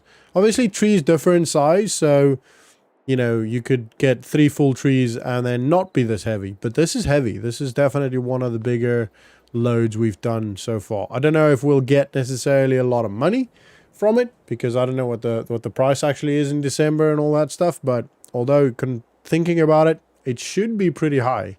It's winter, it's cold, and you know, people will be burning a lot more wood than normal. So yeah, I think it's good. Right. As you can see, it looks beautiful, isn't it? It's just such nice sheds. They just look so good. The yard is just so nice in at night with these little lights. They're a little bit too close to the road. If I were whoever installed this, I probably would have maybe put them a little bit further away, but it's all right. It's workable. It's just a little bit narrow. Anyway, guys, I'm gonna call it a night.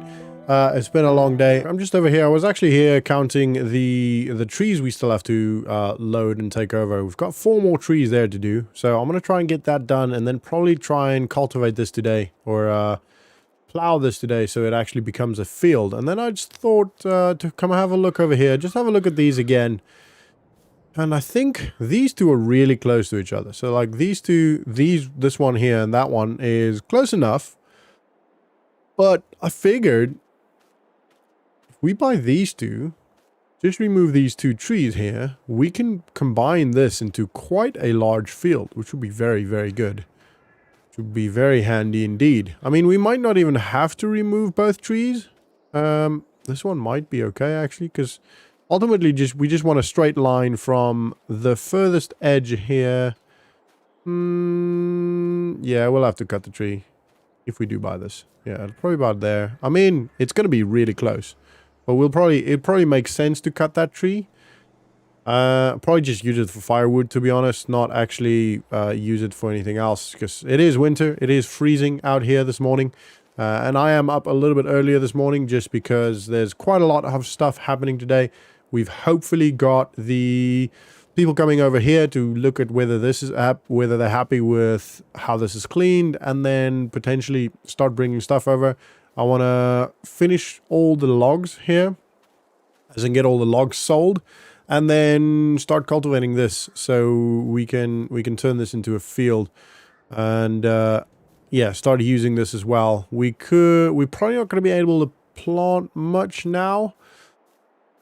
I'll have a look. I don't think we'll be able to plant much, but I want to get it going so we can actually, you know, be ready so it's cultivated and, you know, all of that stuff, so we can lime it if we need to, etc, etc. We'll probably just go round here, you know, make it like a round field, and forget about this little path here. Obviously the path is not like, it's our piece of land, and this obviously is not our piece of land, which is actually, I mean, it might be worth even buying this and just combining that into a very large field. That's another thing we could actually look at, you know?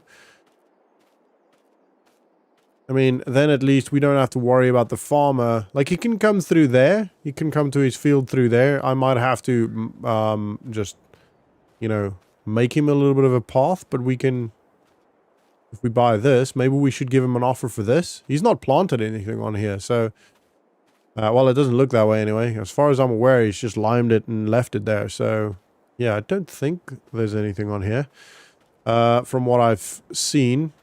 And then, yeah, that's pretty much it. Oh, and we have a meeting with the estate agency because I want to have a look at what these field sizes are. They've got all the details and stuff on the field, so I want to go have a look, have a chat with them. We could probably return that, so I might, since we're going past there anyway, I might come around and get that done. Because all the stump grinding is done. The bushes I'm not too worried because we're just clear that with the plow and cultivator, and I'll just remove the sticks afterwards, or whatever's left afterwards. So we might actually drive through here now, quickly pick that up, and then do that kind of as one trip.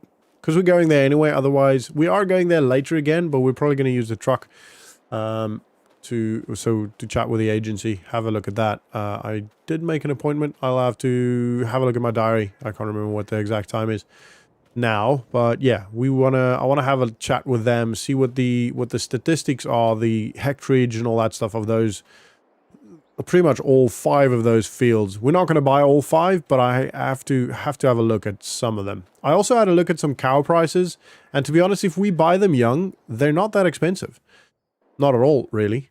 Not at all, really. So that's definitely worth maybe having a look at buying them fairly soonish, so that they can start growing up. And yeah, I mean, they can just use the grass to grow up for now.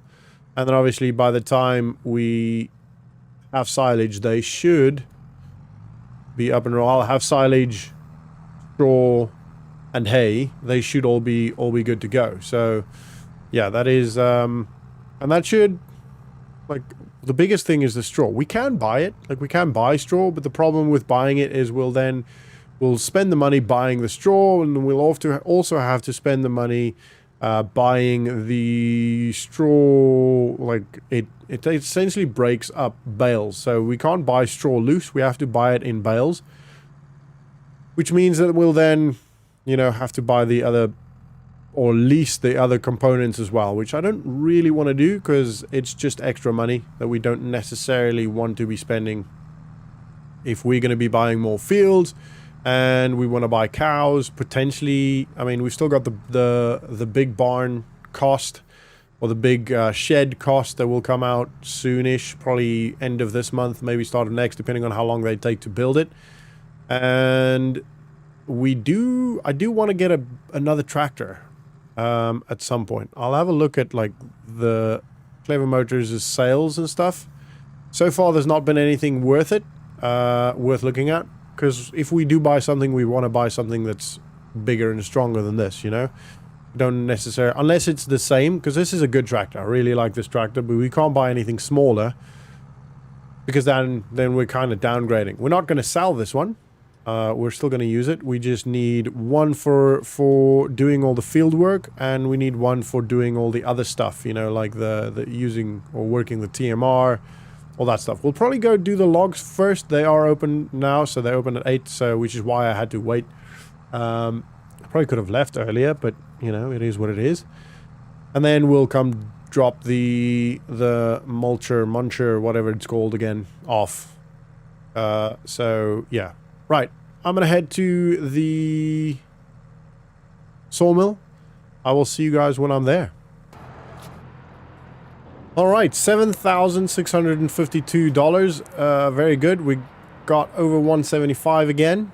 And we're heading straight towards 180. We'll probably do 2 more trips with the current, there's 4 trees down there. So we'll probably do about 2 more trips, maybe more. I'm going to try and do my best to get 2 trees per trip in. That way it's just, you know, quicker rather than doing 3 trips, because obviously we've got fuel and all that's expenses as well. We don't want to just keep driving here, and you know, so I'm gonna do my best to load it as neatly as I possibly can, which will help a lot. And then yeah, I'll probably do that now. Well, drop this off, obviously drop the mulcher thing off, then go do that. I probably won't record the loading of that, and then I'll get the drone up for when we plow or cultivate. And I'll take you into town for this first time. Obviously, I've been into town multiple times. Obviously, we go get food and all that stuff, but I've not actually recorded any of that. So this is the first time you guys will actually see the town. It's pretty quaint, to be honest. It's fairly straightforward and just nice and neat and actually quite quiet, which I really like. It's definitely more of a farming community than a we care about the town community. If you know what I mean. Like, the town's in good nick, don't get me wrong. It's clean and looks neat and all that stuff, but they don't really care too much about having a cinema and a big supermarket and a mall and all that stuff, you know. I like it. It's just a small town. It's awesome. But yeah, it's also what I grew up in. Not this town, obviously, but I grew up in a really small town, so kind of feels like home a little bit more. I had a quick check on my phone. There aren't any on the website. There aren't any sales. I did send. Well, I do kind of have Chad as a keeper eye on her. If you know what I mean. Like, he's keeping an eye on everything for me. So if they do any sales, he'll obviously let me know. Or if he finds any good deals in some of their other branches, etc., he'll let me know. Right, so this needs to go over here by this warehouse, apparently, and I'm just gonna literally just drop it off here at the front, because they're gonna come get that out. So there we go. And then I just have to quickly jump into the office and tell them that it's here. They probably would have seen me, but yeah, I'd want to make sure and just make sure they know that it's here. Right, I'll be right back. All right, that's all done. They're gonna obviously pick it up and clean it up, all that stuff. That's a cool thing about renting here. You don't actually have to do much about it, and yeah, so doesn't cost us any more. Obviously, every day we had it, it cost us a little bit, but the holding it for another day is actually not too bad. It's when you initially lease it that it costs quite a lot, or that the price is higher. It doesn't necessarily cost a lot. Obviously, that depends on the value of the item and insurance and all that stuff, and that's why the initial cost is a bit more. And then from there on, if you lease it on day one and it costs you $2,000 for day one, that includes the leasing, the handling fee and insurance and all that stuff, and then from there on it's literally a couple of $100 a day, so it's not that bad. Right, I'm gonna head home. Well, I'm heading home. I'm gonna go load the trailers up immediately. I'll probably show you the last trailer. I don't really see the point in showing you everything. You guys have seen me load this and deliver it multiple times now. So I will show you when I've got the last trailer loaded, or we've just dropped off the last trailer, something like that.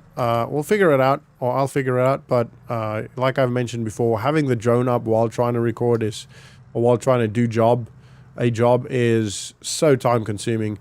So I'm not going to record this just to get it done, because we've got to, I think it's 12 that we've got the meeting at the agency. Like, it's not a super set in stone one, but we don't want to necessarily annoy people unnecessarily. So we want to be there on time and all that stuff. Actually, I need to keep this on, and I need to, righto, lift that up,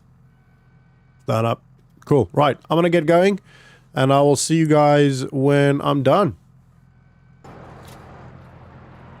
All right, $4,376. That is the last one done. We're just over 186,000, just under $187,000, which is pretty good. And just in time to actually go drop the trailer off and grab the truck and head to the estate agency. Pretty cool. Pretty happy with that. I'm very, very excited to have a good chat with them and see what potential other fields we can maybe get. And then probably after that, I'll get to work with the, well, not probably, but after that, I'll get to work with the field.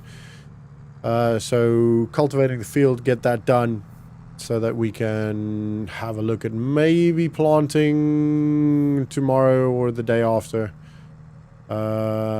If we can plant. It's a bit cold, so I don't know if it's worth actually looking at planting, or if it's worth actually risking the seed. But we'll see. We'll see what the the handbooks and all, you know, all the aids that us farmers use says, you know, there are some apps you can use that tell you what seeds you can plant throughout the year and all that stuff. So I've got all these on my phone, so I'll have a look at what I can do. And ideally, I don't necessarily know if we're gonna plant more grass. We need a lot of silage, and we need not a lot of hay, but we do need hay. Currently, we've got 2 fields with the grass on and 1 obviously with the wheat. I don't think that the current 2 fields with the grass is going to be enough. I think the wheat will be enough because we only need the straw from that. Oh, that's a good idea, actually. I've been thinking of where we could potentially put the... If we get a... Because we've got the wheat, I was thinking of doing one of 2 things. One is to save it all up as much as we can throughout the next couple of years, and obviously as long as we keep it as fresh as we can in the silo, and then sell it at once, you know, have a massive sale at some point, or 2, to get some chickens. And I've been playing with the idea of chickens because we've had chickens before. I do like having the chickens. They're really easy to maintain. And the only problem was where to put it. But there might be some space next to where we put the new shed. When we do that, you know, that'll be a pretty good spot for it, I think. Right next to that. I think it'll be good. Anyway, right, I'm going to quickly jump in here. Tell them that it's delivered. And they can clean it up, do all that stuff. And then we're going to head home, grab the truck, and head to the estate agency. Alright, while I was in there, I was told... Chad came over, he saw my tractor as I drove in. He obviously works in that office, but he came over and he said there is a Zeter that is for sale for $22,000, just over $22,000. It's not the biggest tractor. It's only got 117 horsepower, but it could be a good purchase. I don't know. It's a bit small. 117 horsepower is half of what we've got here. But it would be enough to pull, for example, the Turtle Mix Ration mixer. We're going to be a little bit late. So, I don't know. Could be cool. But I don't know. I feel like it's a good option if there's nothing else. If it doesn't get taken before that. Because it's a pretty good deal. It's like 58% off. So, and I think it only for the next like week. So... Probably going to go, but it's worth having a look at that, you know, because it's pretty cheap, and that gives us another tractor to work with. Not that we desperately need one right now. I'm just going to stop this here. I'm kind of in a bit of a hurry here, so we can get to the agency. The agency is a bit further. I'm just going to jog to the truck here. We're going to be a little bit late, but it's okay. It's not the end of the world. Got him for an hour, so, you know, if we're a little bit late, don't like it, but sometimes it's got to be done. Right, so, way I remember the route is if we turn left here, then first road right, and then all the way down. We're going a little bit faster than we should. Actually, no, we're still okay. Anyway, so... I'm probably not going to do that, but it would be something to consider, just because that will give us that extra tractor that we need for the TMR and all that stuff. But is that it? I think it is. I'm going to go down here.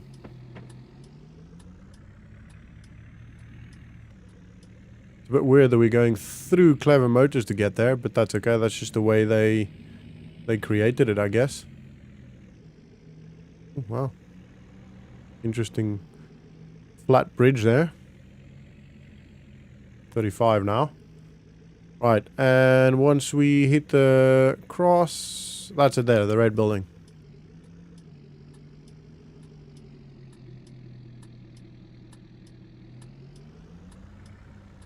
And we're gonna park around the back. because there's a bit more parking apparently. I mean, not really. But it helps because we've got a pretty big vehicle. So, right. I'm going to jump in here, have a quick chat to the agency, to the estate agency, and I'll let you know. Well, I'll chat to you when I'm back. Okay, so I had a good chat with the agency. This one here, from what I can remember now off the top of my head, is 1.3 acres. And the last offer they had was 15,000 and they declined it. So she seems to think if we, her name's Sally, by the way, if we offer around the mark of 20,000, we might be able to get it from him. He might be willing to, because he's apparently on the older side and not necessarily keen on working all the fields anymore, and just kind of looking at retiring potentially, but you know, making it a little bit harder for everyone else. Anyway, right. So, and these two, each one of these is about an acre. One, I can't remember which one. I think it's the closest one goes for, well, the last offer they had was 13,000. And she seemed to believe that if we offer 15,000, and that one, I think the last offer was 10,000. And if we offer in the realm of about 12, 13,000, we should be able to get it. So, I mean, if we buy all three of these, that'll be, let's call it 45, maybe 50,000 if we can. Which isn't actually too bad, to be honest.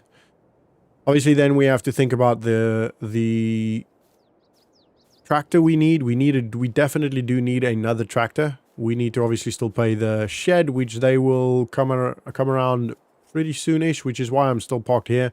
I just came straight here. We had some lunch and then came straight here, or I came straight here just so I can walk you guys around it or through it, and you know, wait for them here. Also, this field is not going to get worked today or in the next month and a half, because we can't plant anything now. It is too cold, and apparently, according to the apps and the websites, it is not worth working it right now. It's better to let the ground do its thing, heal, recover a little bit, and then in the next month or two, we'll start working it again and get it ready to plant early February by the looks of it. Depending on temperature and all that stuff, obviously, as well. It is January. A whole month has passed, pretty much a whole month since we last spoke, since I did a vlog last. And it's just because, to be honest, there was not a lot of farm work happening. A lot of stuff happened, but not much farm work. So the biggest thing is over there. We'll go show you. Let me just get off. I was just sat down on the bench, just enjoying my morning coffee. So I will show you the shed. It's really cold, so I'm actually going to drive. I don't normally like being this lazy, but it is freezing, and yeah, so I'm going to drive. It is the best option for me right now. Wow, those lights are really bright. And they automatically turn on, unfortunately, but that's okay. Let's drive to the shed. So it took about 2.5 weeks for them to install the shed. Obviously, I helped as much as I could just to try and keep the cost down. It was just over $12,000 for the shed, including I'll probably turn this off. The concreting and all that stuff over here. There was luckily no leveling needed to be done, which is why it was a lot cheaper. So, yeah, that's very, very good. It's a pretty large shed, as you can see. We'll probably be able to fit all of our grass stuff and then some in here, which we're going to move today. But first, I want to go have a look at some chicken coops, pens, whatever you call it. So, I'm thinking this is a pretty big space. I've measured it, and we can fit quite large chicken coops or pens in here.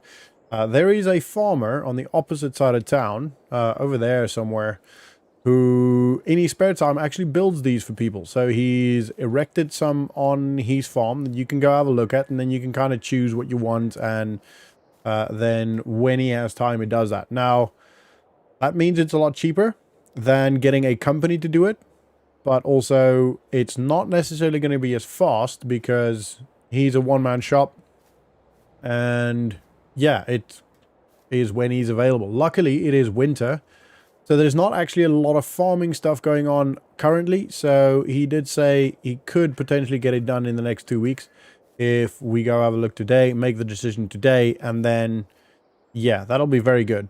He could pretty much start once he's done with his current job, a current pen he's putting up somewhere else. So that would be ideal. Right, so, and then what we want to do for the rest of the day, probably move that stuff over here, and then maybe if we have time, start doing this. So currently there's nothing, we can't plant yet, it's still too cold. Looking at weather predictions, it will probably still be too cold for at least another month, maybe even 2 months. So we can't plant anything. It won't be safe for the seeds. They will pretty much just die, which will be a waste of money. So we're not going to do that. Probably going to be grass. And yeah, I have not put in an offer for any of these fields yet, but I'm thinking we'll probably offer for that field. I do want those 2 fields over there, but I just don't want to spend too much money because obviously we want to buy another tractor. And we still want to buy the cows. To buy the cows, we will have to lease a cow trailer and probably a truck. I don't think a tractor will be able to do that. So we'll probably have to lease a trailer and a truck. We'll have to buy a TMR at some point, or a TMR mixer at some point. But yeah, obviously not now. But I still want to, the point is I don't want to be wasting all my money now. I want to be trying to be as smart with the money as we possibly can so that we don't get to a point where we need to buy something but then can't because we bought 2 fields that we don't necessarily desperately need. You know, if we had no other fields and no other options, then that would be a different story. But we do. And I feel like we've got actually enough fields for now, at least to raise the cows. I feel like we've got enough fields to raise the cows. So we're going to stick with what we've got currently. And maybe make an offer for that top field just because we can then maybe combine the 2 fields. This guy's not going to stop. Oh, he actually kind of did. But obviously saw I gave him a gap. Anyway, if we do buy that one, then, you know, we can combine those 2, which will be a very big field. We'll have to cut down those trees. Again, probably just for firewood. I don't think I'll be selling that because it's some of these trees. And to be honest, they don't really go for much. So I don't think it's worth it. I think we go right to the end here. Do we go through? I think we go through town. Yeah. Yeah, so we go through town. And then it's pretty much a straight shot. And we should see it on our right. About a mile out of town. From what I can remember. This looks like a biomass plant something. Pretty big. It's probably one of the biggest ones I've seen. Right, so this is town. We're going straight through town. Kind of around the back, it looks like. I've not actually driven this road before. I think it's that farm up there. Yeah, it looks like there's some chicken coops there. He did say there's parking just off of the road, so we'll go... Oh, wow. So he uses different... That looks like pellet wood almost, and then obviously the nicer... white picket fence kind of look, which I'm assuming, ooh, there's a parking here, is probably a bit more expensive. Right, that's probably not the best parking in the world, but there's no one else here, so should be, actually it's not too bad. We're actually in the lines. Look at that. Not there though. Right, so these look really nice. I do kind of like the old school, what do you call it? Coop things. We can't get over here. I do like these. And obviously the feeder's in the middle. And we've got another feeder here. I think this is water actually. Yeah, this is for water. That's maybe for feed. I guess you can choose how many of this stuff you want. That obviously decides how expensive it is, etc. Oh, the gate's locked. Well, I'm not early. He is open, but he's obviously not here right now. And as you can see, there's not much farming going on as of late. Most fields around the area are all limed. No one's planted anything as of, you know, recently. So, yeah. This one's nice. This one's nice and big. Let me just have a quick walk. See if I can measure just a rough measure. 1, 2, 3, 4, 5, 6, 7, 8, 9, 10, 11, 12, 13, 14. So lengthwise it'll fit. 1, 2, 3, 4, 5, 6, 7, 8, 9, 10, 11, 12, 13. Yeah, so it'll definitely fit in there with actually quite a lot of room. This is a nice one. I'm just going to jump over the fence here. Right, this one's a bit oddly shaped, but I do kind of like it. It's a bit neater than the end one. Obviously got an enclosed coverage for them and a little bit of an entrance here. Looks a bit nicer. I kind of like that. Yeah. I mean, I'm kind of leaning towards that one for now. This one does look good as well. And then this one, I think he's still putting this together, or I don't know. This one looks a lot more rustic. And he seemed to be using old pellet wood, so all of them aren't the same height. No. It's got this curved thing, which is nice. And then obviously the enclosure looks to be... Come on. Looks to be just a simple... Yeah, so... Not ideal. Not the best one, but probably the cheaper option. At least they covered from rain and all that. So I don't know what the prices are. From looking at his Instagram and Facebook pages, it looks like the cheapest one goes for about 13,000 and the most expensive one goes for about 25,000, which I could only assume would be this one. Which is a lot of money, but it's nice and big. You know, you can probably put upwards of 100, 180 chickens in here. I guess. Maybe 90 in this one. I don't know. I like it. I like this one. This one's really nice. I think it's probably a bit too much to spend. I mean, we can afford it. If it's 25,000, it would take us to 150,000. Then obviously we have to buy the chickens, which they won't be. They will be maybe a grand or two, maybe 3 grand. And then we still obviously got the cows.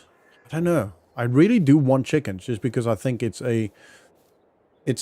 makes sense if we've got the wheat to get chickens, you know? I don't necessarily think we're going to do that now.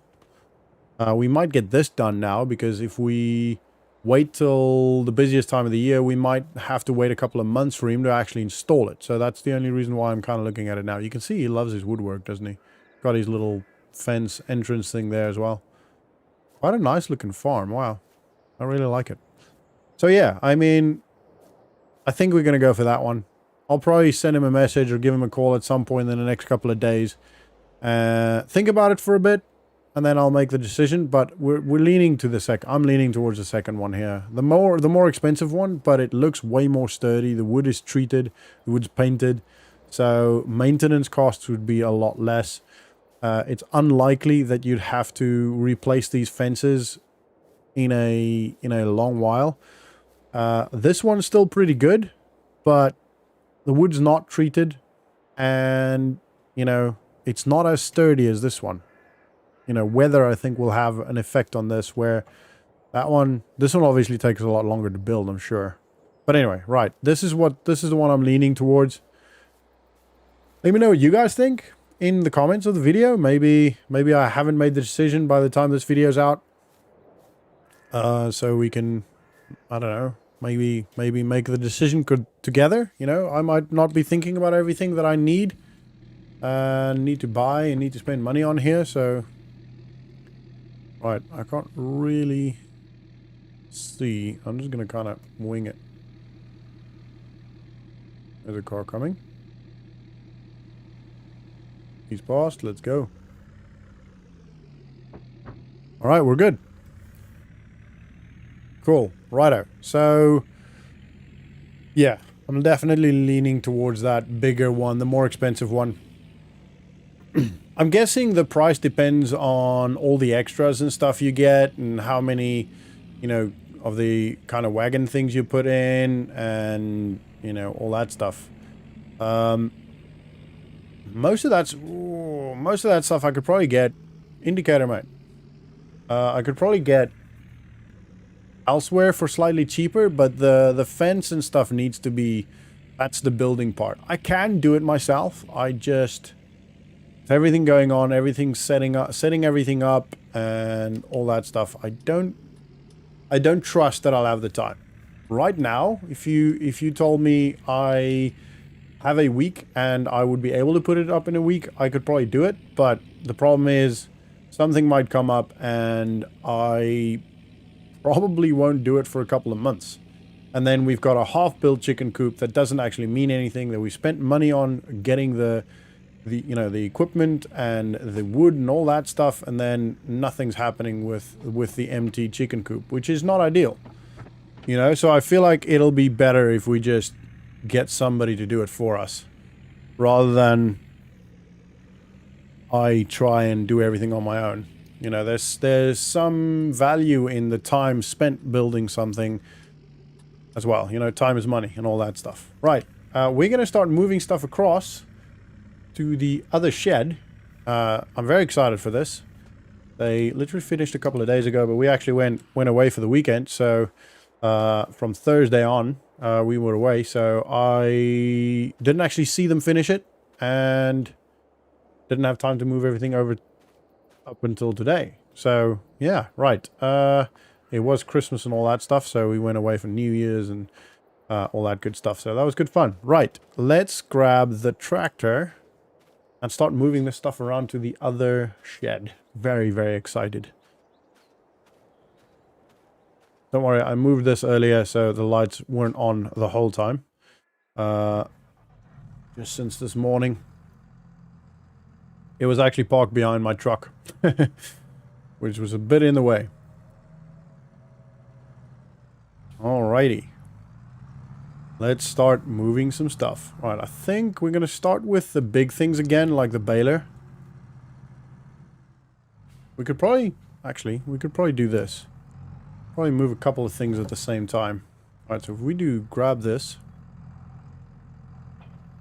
and grab the baler.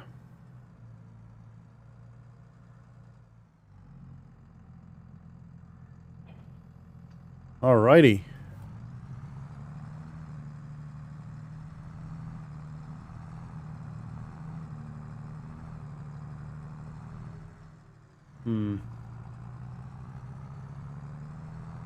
Also do have to have a quick look at the fields. The fields looked good this morning. But it was still a little bit dark, so I couldn't quite look at everything as well as I wanted to. But it doesn't look like there's any cold damage on any of the crops. So that's good. I'm just gonna cut through here. I don't know why I put the indicator on. Don't really need the indicator on there. What? That'll do. And this one, we'll probably put it behind the baler.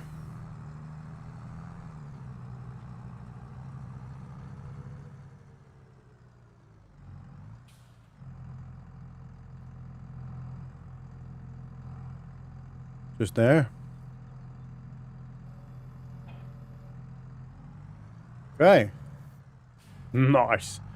Now, I don't know if we're going to be able to fit everything in here as much as we wanted to. I feel like we should. The trailer, for example, doesn't necessarily need to go in there. The fertilizer and stuff, I think we're going to store all of that here just because it's better cover. And what else? Yeah, I think all the grass stuff. Actually, most of the stuff will go over there. The roller might stay here just because it kind of fits really well in there. The mowers will go. The tedder, sorry, the windrow will go. Probably the weeder, the seeder. Most of the field stuff will go. And then we'll keep the... Could potentially put the trailer in there and maybe as in the low loader, and maybe keep one of the other things here. I don't know. We'll see what we can fit in there. We can obviously drive on the main road, but I try not to do that as much as I can with whenever driving a tractor, just because it's holding up traffic, it gets dirt on the road, all that stuff, which isn't ideal. Right, we're gonna go through here. Are we gonna park? Ooh, do the rear one first. Probably around there. Move around. They did a really good job with the concrete here as well. It's very neat, isn't it?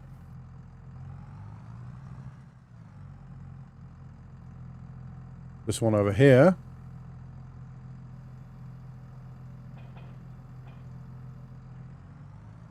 There we go. Yeah, we'll definitely fit everything in here. Or at least most of it. There is actually quite a lot of space in there. Such a habit turning the indicator on, isn't it? I even turn it on on our little road here that nobody else ever drives on. Next up, I don't think we can do any more together. I'm gonna put the cedar. Ooh, might not make that. The cedar I think I'm gonna put right behind the big mower.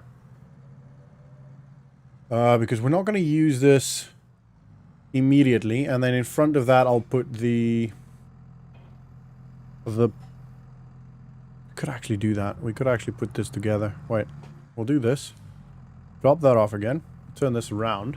I feel like I should be able to lift that with the front and then grab the cultivator.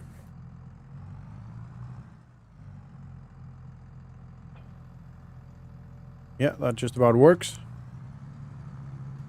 I mean, we could have grabbed the cultivator with the front as well, actually, now that I think of it. Righto. These two will go behind the mowers. And then we've still got 2 full areas left. This tractor is so nice. I love this tractor. That's the only part of getting a new tractor. I'm kind of... I'm not sad, but I will be sad when I don't get to use that one every time, you know? This is such a nice tractor. It moves so quick, drives so easily. Oop. A little bit of a bump there. That's okay. It's not the end of the world. But this one just so nice. I know I say this a lot, but yeah, it is just one of the nicest tractors. We were so lucky getting this.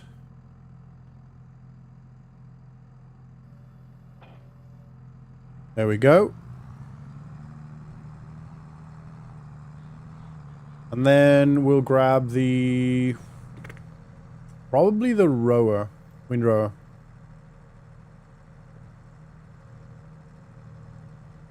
Yeah. We could potentially...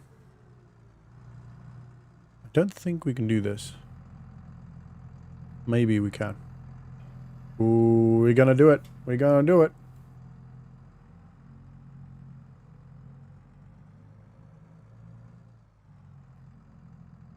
I think we might still be able to fit. We'll leave that trailer there. We'll leave the roller there. And then we should be able to fit the low loader on one of the last one by the wall. I feel like we should be able to do that. That's so nice. And then everything there, so the truck will go in there. The tractor will go in there. Struggling to see a little bit here. But that's okay. Right, so first things first. Let's pull straight through. The windrow, too far. There you go, that's right. That one goes there. We'll go around.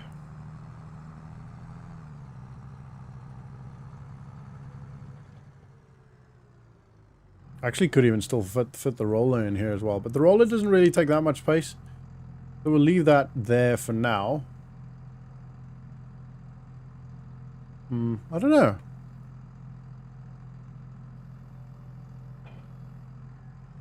There we go. Don't know, the roller can definitely fit in here. There's loads of space. Let's grab the low loader first and then get that in, and then maybe we can put the roller behind that. So yeah, the truck's going to go in there. This tractor's going to go there. The big trailer, as in the blue trailer, is going to stay there where it is. And then the total mixed ration will go in here, and the new tractor, whenever we get a new tractor, will go in here as well. And then all storage for... this needs the trucks for this. Need the truck for this, not the tractor. And then the storage of the seed and stuff will be in here as well. Right, I'm going to just stop this here for now. Go grab the truck. Yeah, so this one will probably remain the storage for the front loader and the seed and fertilizer and lime and all that stuff. This could pretty much just stay like this. And then this side, truck, TMR, other tractor. Yeah, I think, or total mixer, the mixer and the other tractor. I don't think there's much else we'll need for now. We will need a wrapper, because we do need silage, so... I'm not sure how we're going to do that. Might have a look at doing, I don't know, like either getting a wrapper on its own, or getting... Problem if we get another round baler, we'll have to get... We don't have to. We can use what we've got here to load it, actually, but... A actual loader would be pretty handy, you know? So, I don't know. We'll see. We'll see what we do. See how we get on with what we've got now. We're going to try and get on with what we got now as much as we can.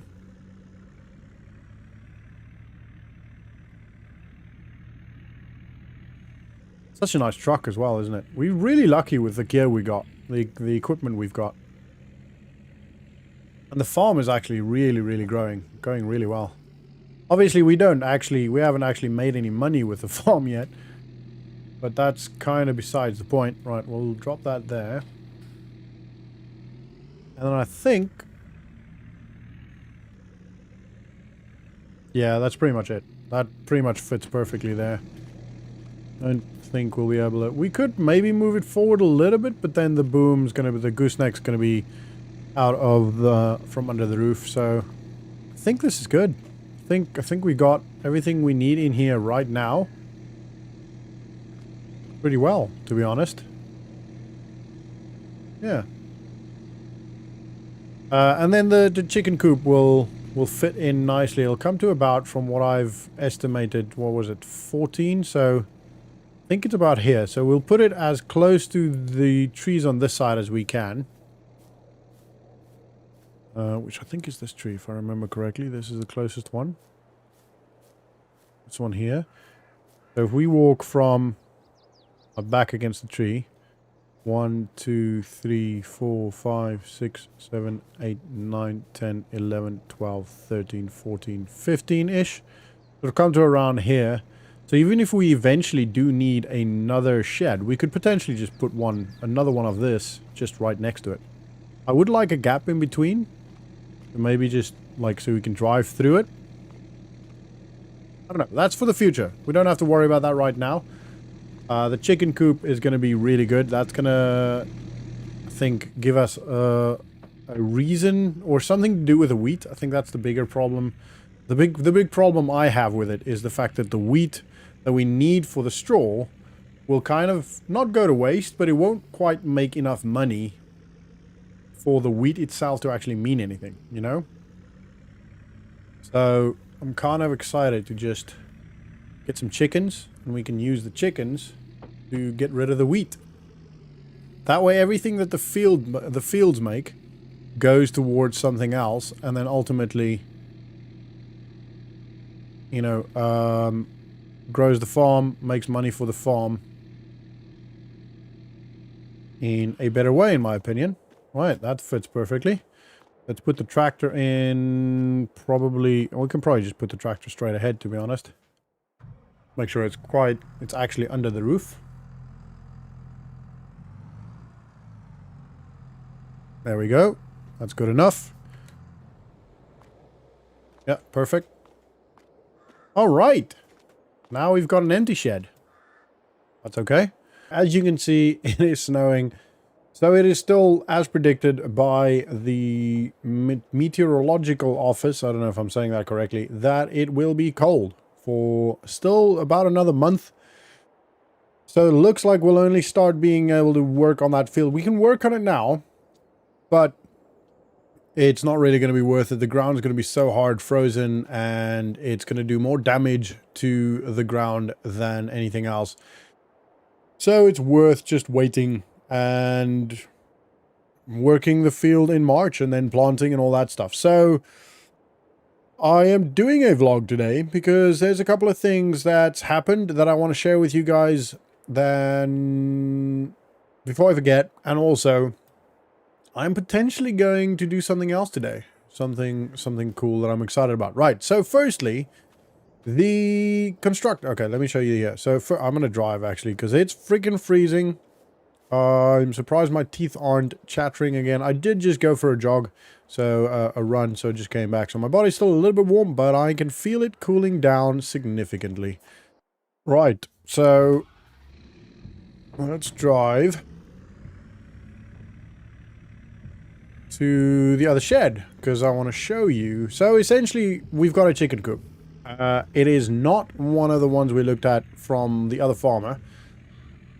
Because I realized it could potentially be cheaper to actually just use cheaper equipment rather than wood.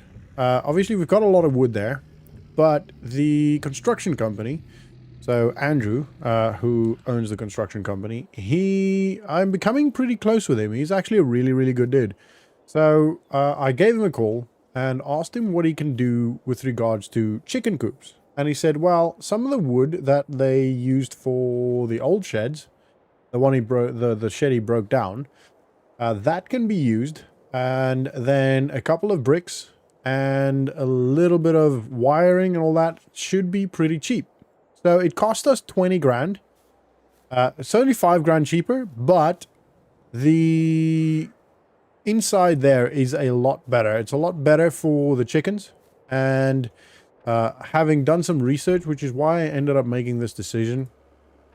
Having done some research, it is the better the environment for the chickens, the more likely they are to lay eggs. And therefore, I felt like it would be the best option to do this. We can also turn the lights on, as you can see. So when we work in here, it's nice and warm. And it's warm for the chickens as well.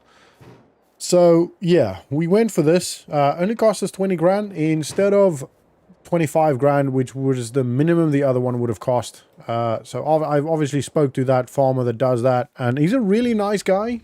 And I kind of feel bad for not, I guess, using him to do our chicken coop, but it worked out a lot cheaper. And we have a better facility for the chickens, essentially. So, as it stands, we can hold around about, estimate size-wise, I did some research, around about 360 chickens. Which is a lot of chickens. Right, actually, I don't want to turn this away too far.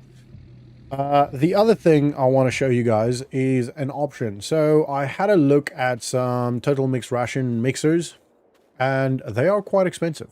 When Andrew was here to do that, he actually asked me, because he's been doing a lot on the farm. He built these sheds. He broke down the previous shed, or he helped building these. He broke down the previous shed.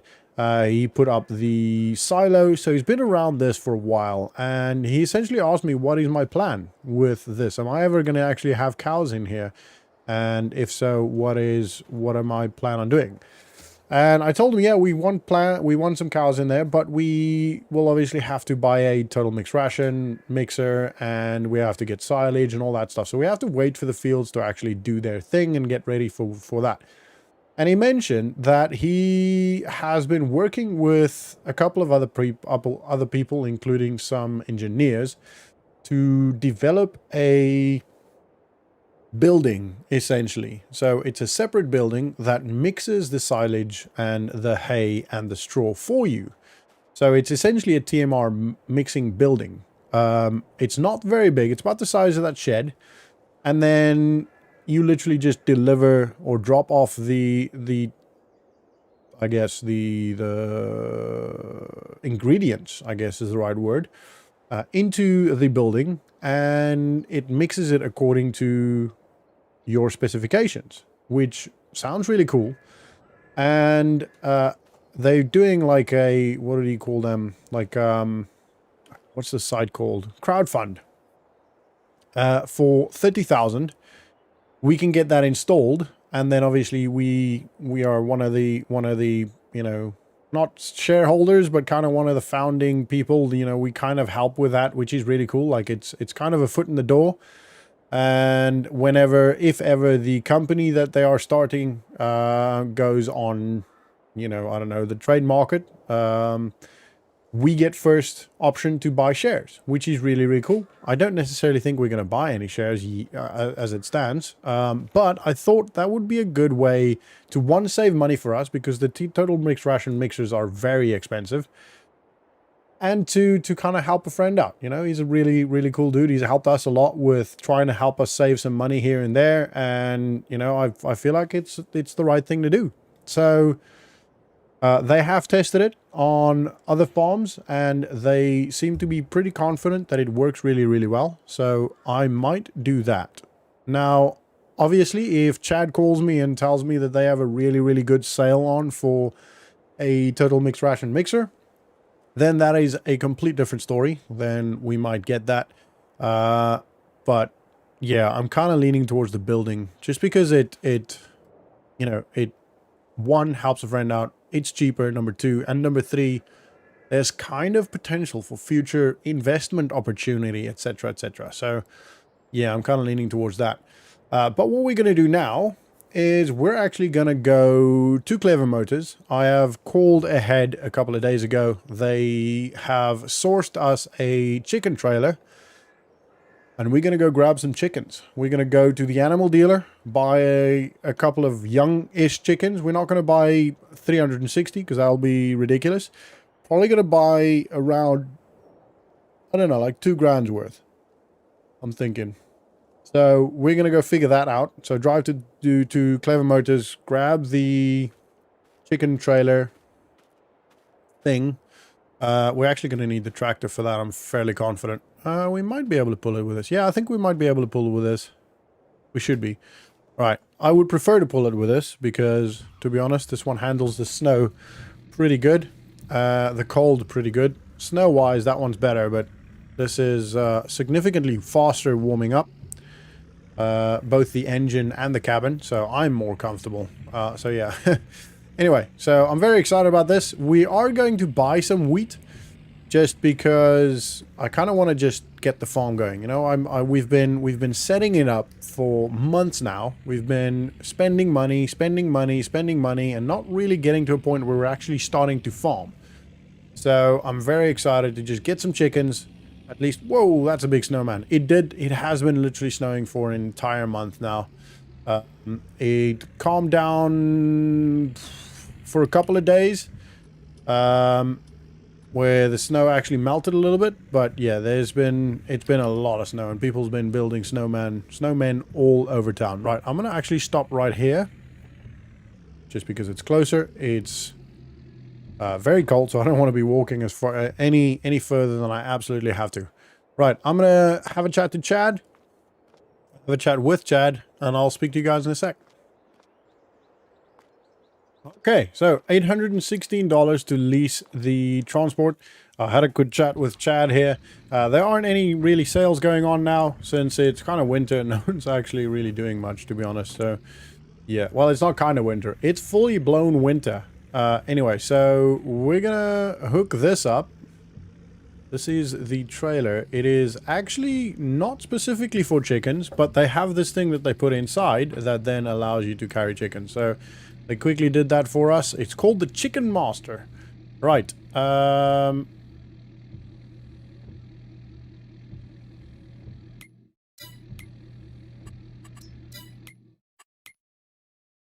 Where's the animal dealer?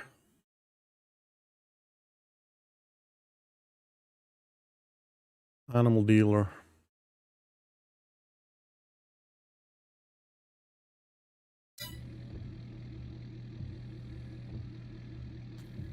Alrighty.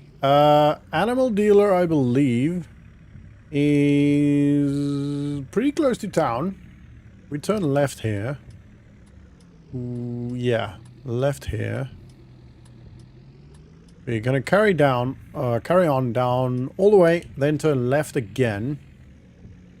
And if I'm not mistaken, it should then be on the right-hand side at some point. We'll see. Well, ooh, this thing, I'm going a little bit fast. This truck is so quick. It is a little bit dangerous.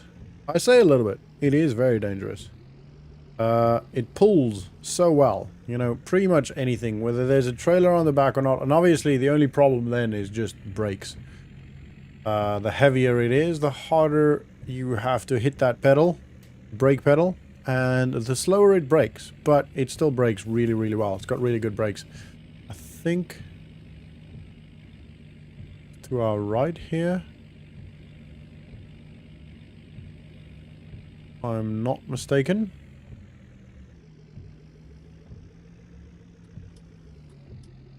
I think it's in here. But don't need my indicator on. Livestock. Yeah, this is it. Right, and I believe we stop here.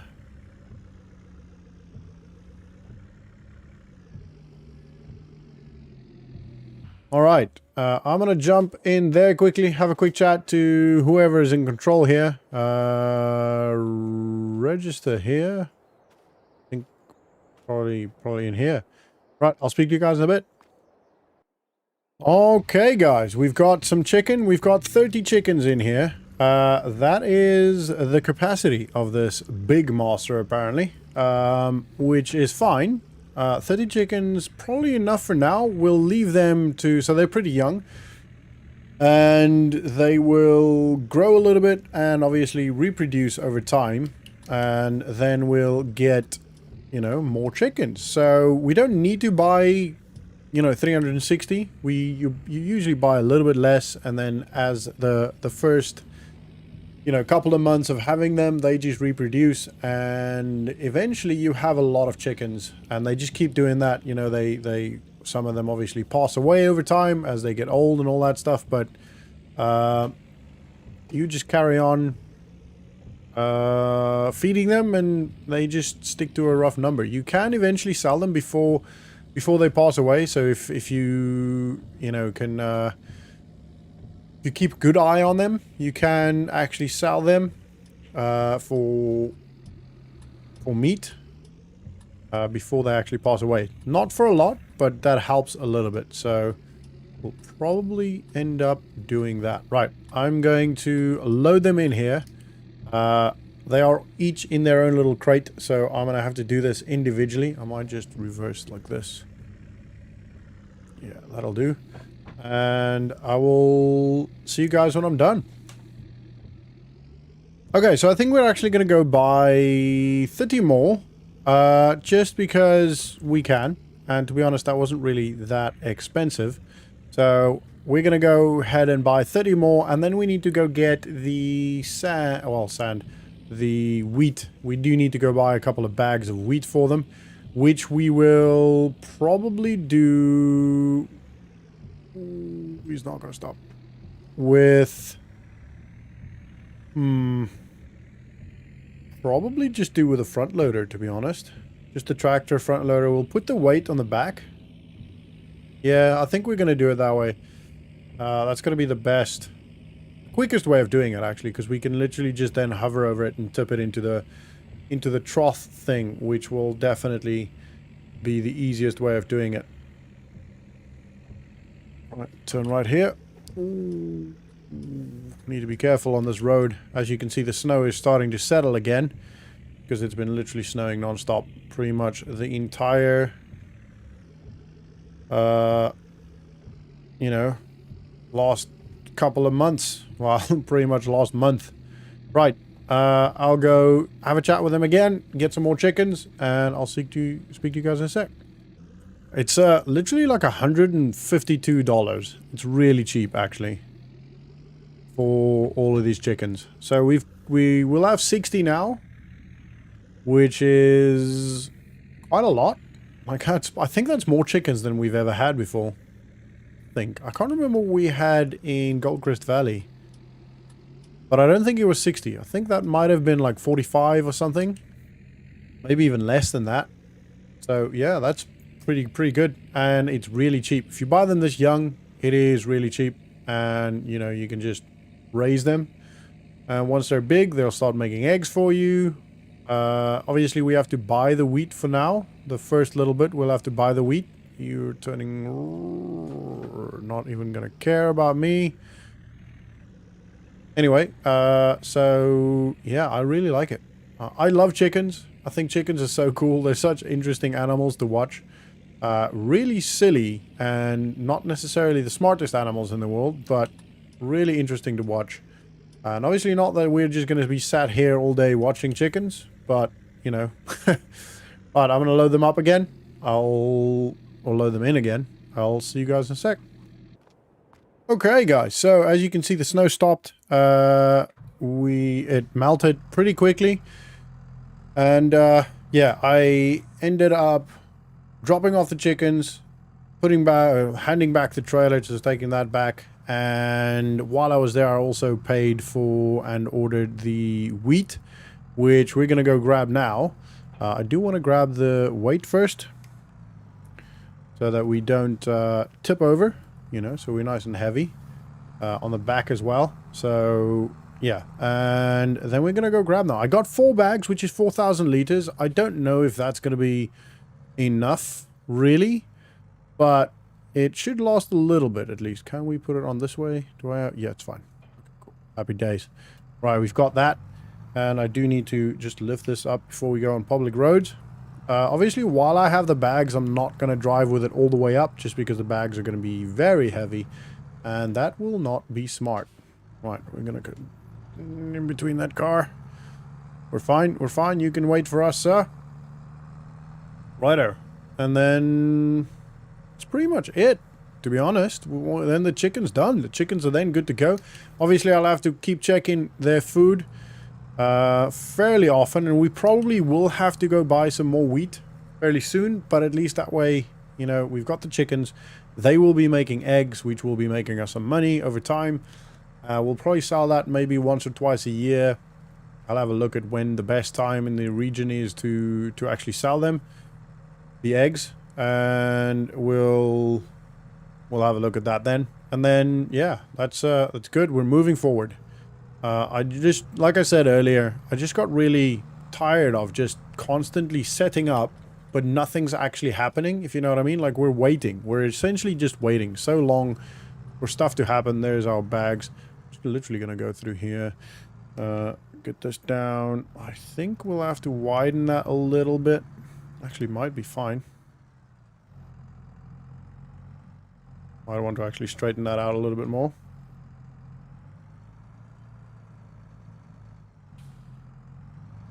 I think width-wise, it actually is quite alright. Yeah, width-wise, it's fine. Oh. If I can aim it.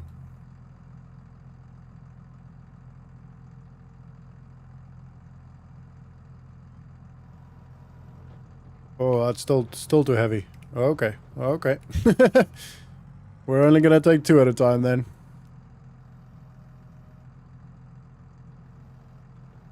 Obviously, this is not super safe because we've got the 2 bags there. We can't really see what's in front of us, but we can see enough. It's not too bad. We can see enough to realize we're not gonna run into... Oh, dear, dear, dear. Where are you going? Jeez, that... Whoa! He missed this tractor by millimeters just then. Wow, these deer are just going nuts. That one just got missed by that car. Anyway, that's fine. That's not my problem. It's their own problem, to be honest. I mean, they shouldn't be keeping deer there, really. And I'd have had a chat to Chad. They are actually Clever Motors' deer, which is interesting. They're kind of like an attraction.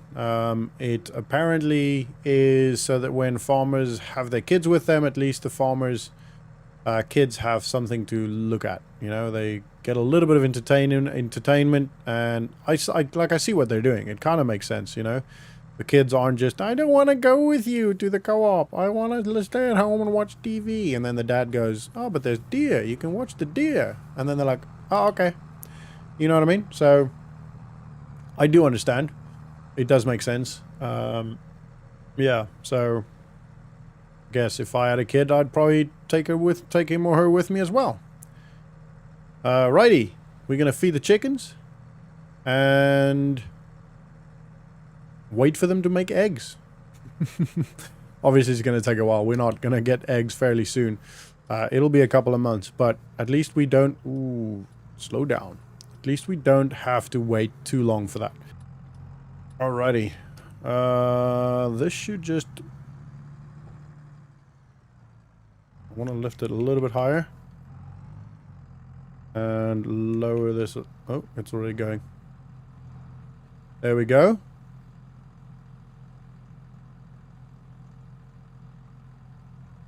One done. Two done. Great.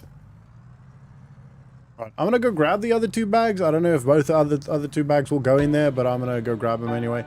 It's been quite a while.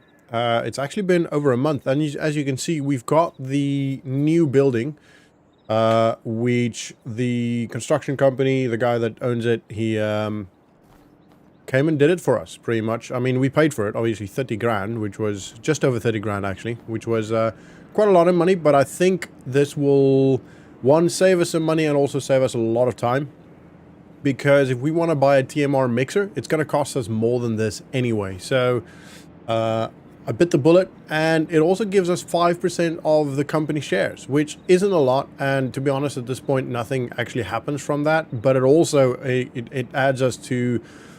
when the company goes, or if the company ever goes onto the stock exchange, we get like a period of time where we, the first people, the people that do it now, can buy shares first. So we already have some, but that also adds, so if the company does grow, does well, then we can actually add money or invest in that again, and potentially even get to a point where we get dividends. We won't be getting anything for quite a while, unless the company absolutely blows up. So yeah, I'm not too bothered about that at this point. It was just, for me, I think it is a better option than buying a TMR machine. As you can see, it's obviously still snowing. It's a very cold winter this year. It is supposed to clear out today, and then the temperature is supposed to be milder. This was kind of the last little frost area or frost period, so it should warm up, and then we're gonna create that field. We can do it now. The ground isn't too hard. It was okay, actually. The weather was okay actually for the last couple of days, and then, or the week before, the last 2 days, and then the last 2 days it just dipped completely, which meant snow, ice, and yeah, it's not ideal, but we can at least maybe break the ground. We can start creating the field over there. We can plant in March. Hopefully in about a day or two from now, the temperature should be milder. The temperature should be raising today. Today is one of the warmest days in a long time. Not warm by any means, but still warmer than any of the other days recently. So yeah, it's still cold this morning, but as the day goes on, the sun should heat it up nicely, and we should be okay. I'm gonna just set this up, or get that warming up, and then yeah, we'll just wait for that to warm up, and then we'll jump in. So creating the field is priority today. I want to get that done, and then pretty much it, to be honest. Maybe lime it. If the snow is gone by that point, we can lime it. That'll be ideal. And maybe put a layer of fertilizer on. I don't know if we can do fertilizer beforehand. I feel like we can. We're gonna try it. I think we did it with this one. Did we do it with... No, we didn't do it with this one. No. Oh, there you go. The snow's melted. That was quick. Presto. Anyway, right. So, let's go. Let's get this going. Let's grab the tractor. That should be, I mean, it's had about 4 minutes now. We should grab the tractor, then head over to the shed, grab the cultivator, and then start creating that field. I'm very excited to get this field going, get this field created. Obviously, we will be lacking a bit behind with this field, so we'll be cutting the grass of the older fields before this field is even close to being ready to be cut. But that's okay. It's also, I don't know if you noticed, I changed this little area here. I took all the lights away. We sold the lights, actually. We sold the lights for, it was maybe $1,000 for all of them. Not all of them. We left those two and then a couple at the front. But yeah, all of these around here we sold. And then just on Facebook Marketplace, sold for family that wanted some lights. I don't know. Anyway, so that, and then I made the little front lawn bit a bit smaller because we don't actually use that. We mostly spend time at the pond, and yeah, that's just kind of an unnecessary area, and it was blocking, not blocking, but it was constantly being ridden over by the tractor and all that stuff. So, ooh, little angled there, but that's okay. I just want to have a quick look here with the chickens, see how they're doing. They're not old enough to make eggs yet, but I just want to check the food and all that stuff. They look fine. They look all happy. Happy that the temperature's out. This is the first time they're actually out in a couple of days. They've just been stuck inside the whole time just because it was too cold. There are, like the lights are heating lights, so they're like infrared lighting stuff, heating lights. I'm struggling to talk. So inside it actually gets not warm, but warmer. Warm enough to not freeze to death, you know. Chickens are pretty not volatile. What's the word? I'm really struggling today, aren't I? They can survive quite a lot. That's there's a word for it, but I'm sure you guys will let me know in the comments. Anyway, we're gonna get the drone up and get this field created. We're probably gonna make it round. Actually, you know what? Making it round gives us more space to work with, but the problem with that is it just kind of cuts over this path, and yeah, I'd rather, to be honest, make that one slightly wider. So make that one slightly bigger. Yeah, we're going to do that, I think. This one's going to be just normal square field, because I think that's going to be better. Hopefully, I don't get stuck into any of the roots. Should be okay. We're not going super deep, which is why I'm using cultivator, not a plow. And for grass, you don't need to go that deep. All right, let's get the drone up, get the show on the road. Oh, you got me stressing, counting all my blessings. God, come get me out of this town. 'Cause every day I wake up wishing I could break up with the city light and construction sound. I couldn't wait to move, I had so much to prove. It was all I could do to get away. But now that I'm here, I'm filled with fear. In the mirror when I look at my face, all I see is an empty heart and broken dreams.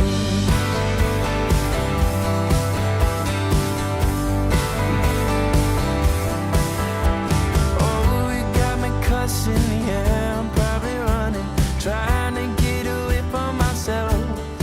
Alright, that's all done. I spent some time making the edges or the lines, the end of the field as straight as I possibly could, which took a little bit of time, but that's okay. It was good.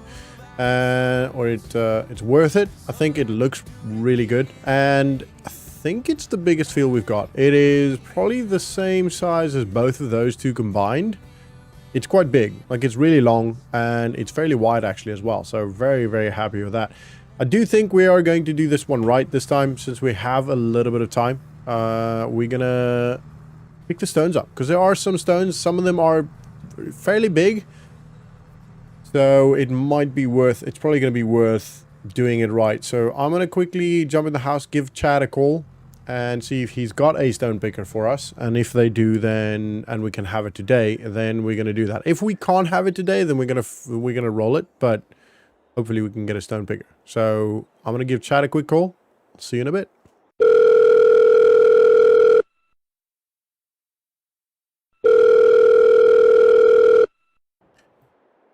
Right, so spoke to Chad. They don't have a stone picker, but they've got a stone picker bucket thing, essentially, that you attach to the tractor.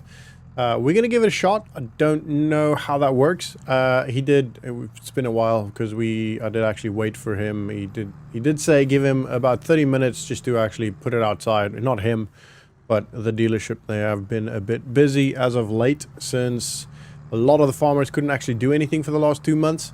So obviously, starting, today and the week before the last couple of days, farmers have been starting to work quite a lot again. So, yeah. Ooh, this guy's not going to wait.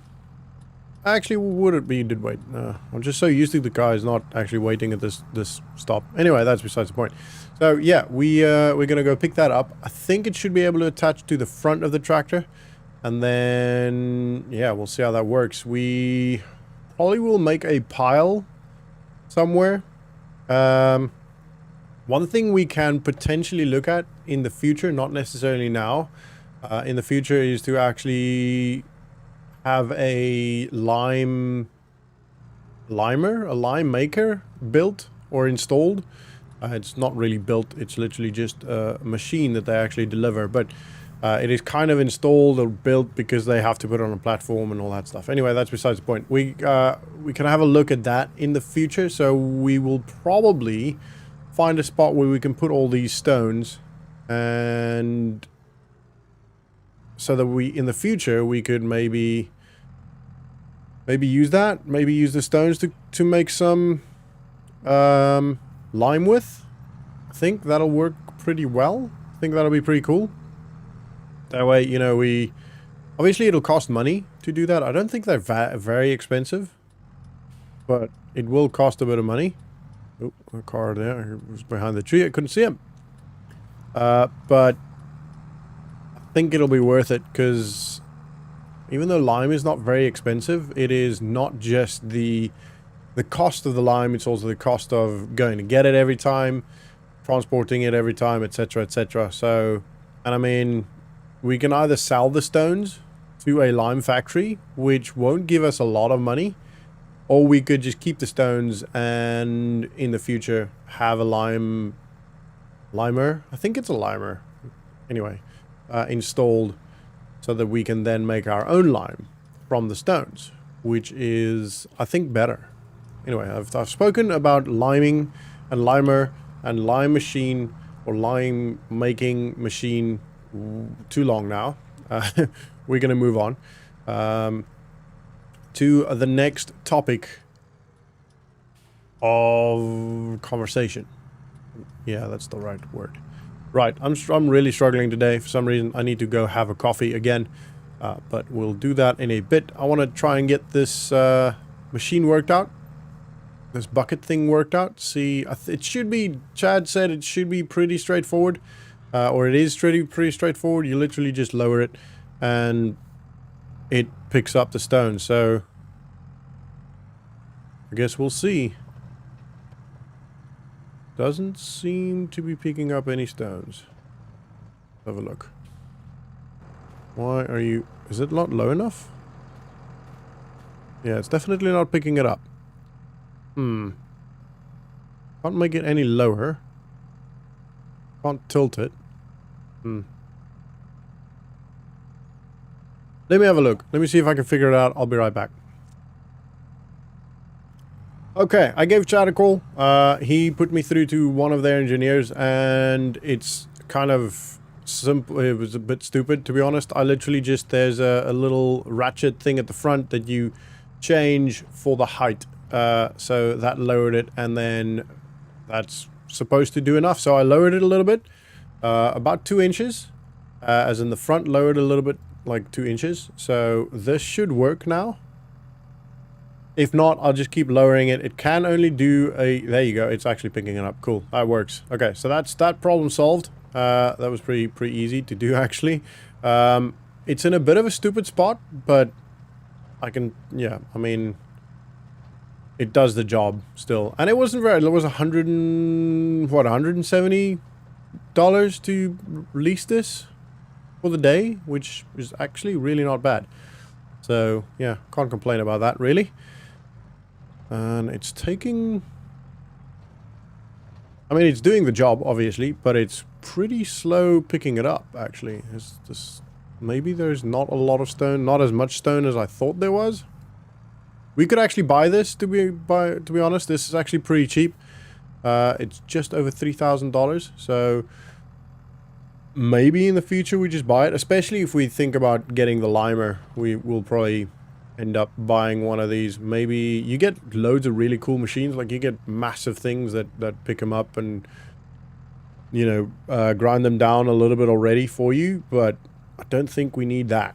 That's a bit over the top. There's a tree here, so we're just gonna, that tree will probably become a bit of a problem, especially when thinking about harvesting and all that stuff, but we'll just have to make a big enough header for it. It should be fine.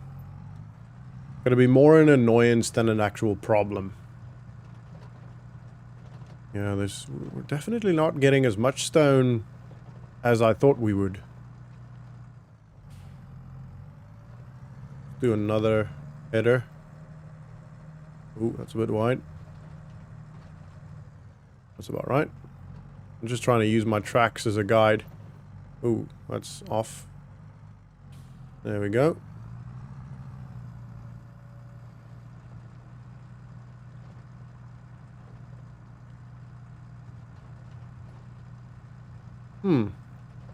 Yeah, definitely. Like, we've only got 3% full so far. Obviously, I have no idea how much lime that would be, for example. If we ended up getting a limer, how much lime that I would actually make, but I can't imagine that being a lot. I think there's quite a lot of stone wastage with lime, because obviously the whole stone isn't used for lime.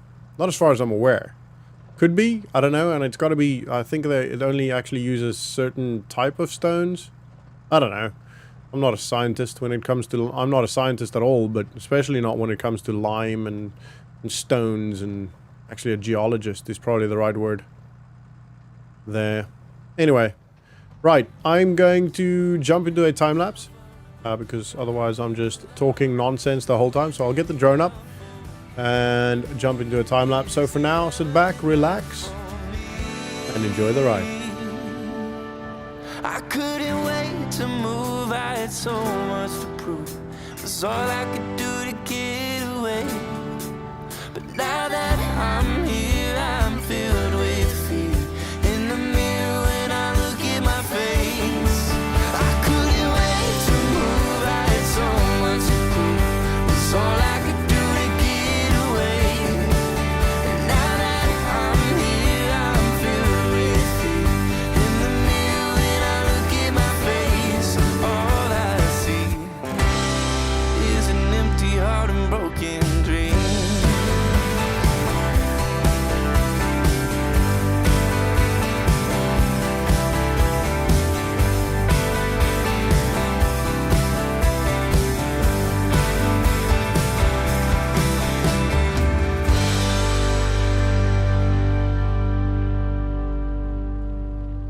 Okay, well, that's now done.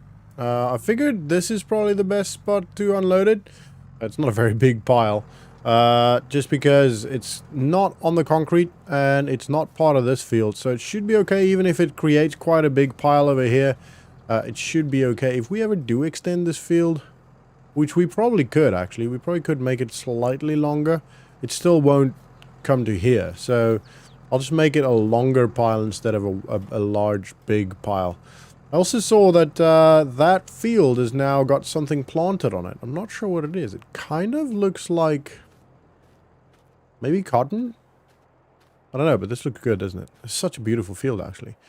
I think this might be cotton.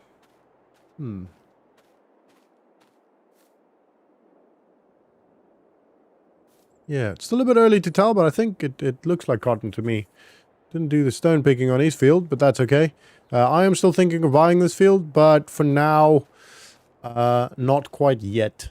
Got our hands full with some other stuff that, you know, we wanna get done.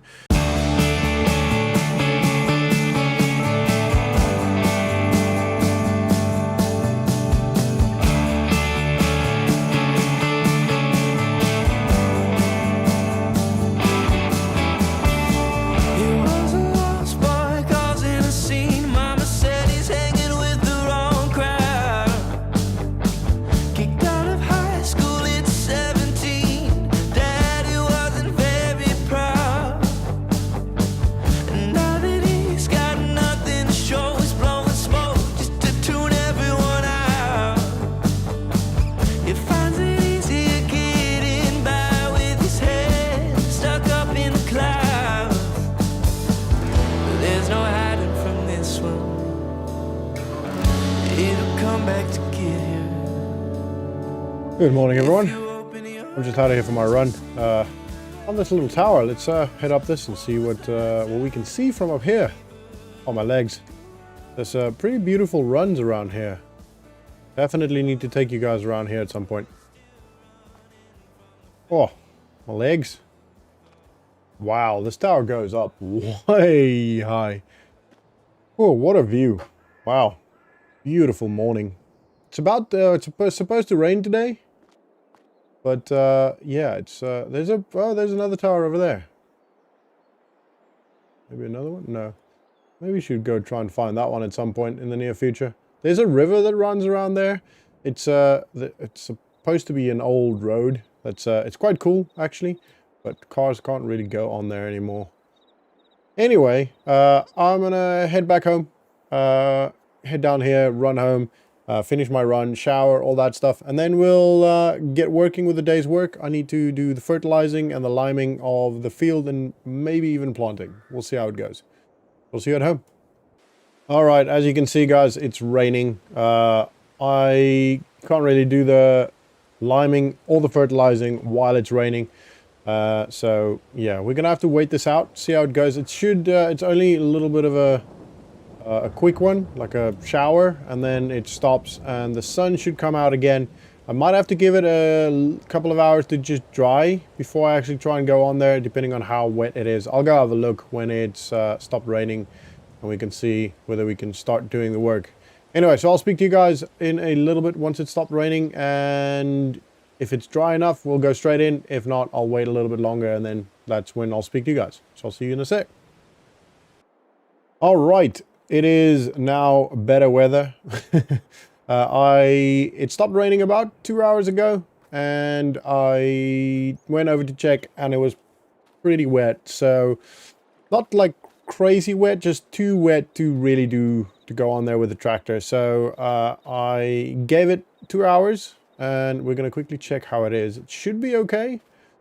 Because it wasn't like I said, it wasn't like, it was very superficial almost. Like it was on the, just the topsoil was just a little bit too wet. I don't think it really soaked through enough. So we're going to quickly check. I think it should be okay. It's been in the sun. It's the sun's quite nice and warm. Yeah, that's definitely okay. Yeah. Cool. All right. We're going to get the tractor and the fertilizer. We're probably going to fertilize first, then lime. Not that I think it makes much of a difference, to be honest. But we're going to get that done. And then we'll probably plant. We have time this afternoon. We'll see. We should be fine. We should be fine to do it all today. Obviously, we've lost pretty much half of the day due to the rain. You can hear it's still a bit wet under the ground, but that's okay. Or under the foot. Underfoot. Wet underfoot. But that's okay. I also need to remember that I need a total mixed ration. Like you actually get like a supplement sort of thing you put in with the grass and the hay. And I've done some studies, had a look around, and it seems like the straw we need is about half of the silage and the hay. So the silage and the hay all are equal numbers. Both of those are equal numbers. And then the straw, we need about half of either of those. So not as much straw like I thought. I did think it's probably not going to be as much straw, and it definitely isn't, which is good. The only problem that I just realized with I'm just going to get this warm up. With having the tractor here and the fertilizer there and the fertilize, you know, all of that stuff over here means that we're driving to and fro quite a lot. I mean, it's not going to happen a lot, but maybe it's worth, I don't know, maybe doing, maybe thinking of something. I don't know, maybe putting another shed in there for storage, a smaller one for maybe storage. I could maybe then put the trailer over there, put the fork over there, and then use these two maybe for hay and storing the bales as well. I don't know, we'll see. This should be warm enough now. It doesn't need that much. It's not that cold, so it should be okay. We're gonna go grab the fertilizer. I don't know, I'm thinking I want to make everything as smooth as I possibly can, you know, so when the farm really is in full swing and we're very busy, that it doesn't take too long to do anything really, you know, that everything's pretty easy to do, easy to find, you know, etc, etc. So I think there is fertilizer in this, it looks like. Yeah, so we're gonna go straight and fertilize actually, which is fine. Should be enough in here to finish this field. It's the lime that's the problem. The lime is going to be going pretty quick. This should only be about 2 trips.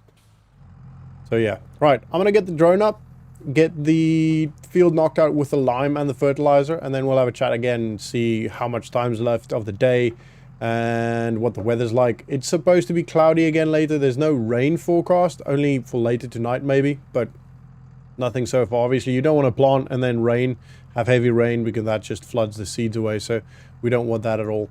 But we should be fine. Weather-wise, we should be fine. But I'll wait a little bit. I'll do this and then have a look. So yeah, right. Let's jump into a time lapse. So for now, sit back, relax, and enjoy the ride. Well, I saw you setting the mood like a light in the smoky room, dancing to the blues like a disco groove, catching every eye. When I saw you looking at me with a smile like you wanted me, saying, boy, come on, will our break be gone? I just had to try. You just move, baby, move any way you need. All right, the fertilizing and the liming is now done. The biggest time sink there was really the liming, because this is significantly larger field-wise than any of the other fields we've got. So it ended up taking about 3 bags. 4 times, I think, if I remember correctly, I had to fill the fertilizer again, which meant driving there and, you know, lifting the bag, all that stuff. It was an absolute mission, but we got it done, so it's okay. It was worth it. And yeah, that just proves how much bigger this field is than all the others, which is really cool, which also means we might not need to actually worry about buying another field soon, because this one's pretty big. It's we'll obviously have to see how much the cows eat in the coming months once we've got them and all that stuff, but I think it'll be okay.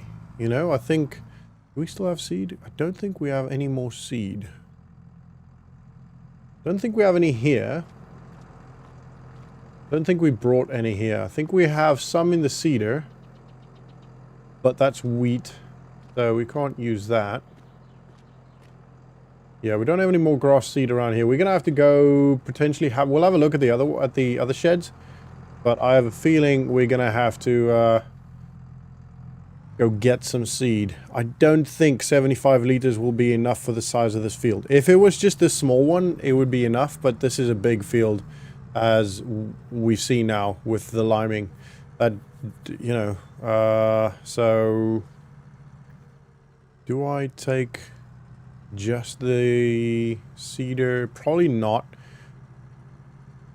I'll probably take the front loader as well. Just, We do have the forklift there. It's just I'll have to carry. I'll have to bring the bag. I'm gonna try and load it there and then and there. But if I have to bring some of the bags or the bag with me, then that's gonna be a bit of a problem. That's not straight, but it will force it. Oh, it's not ideal. There you go.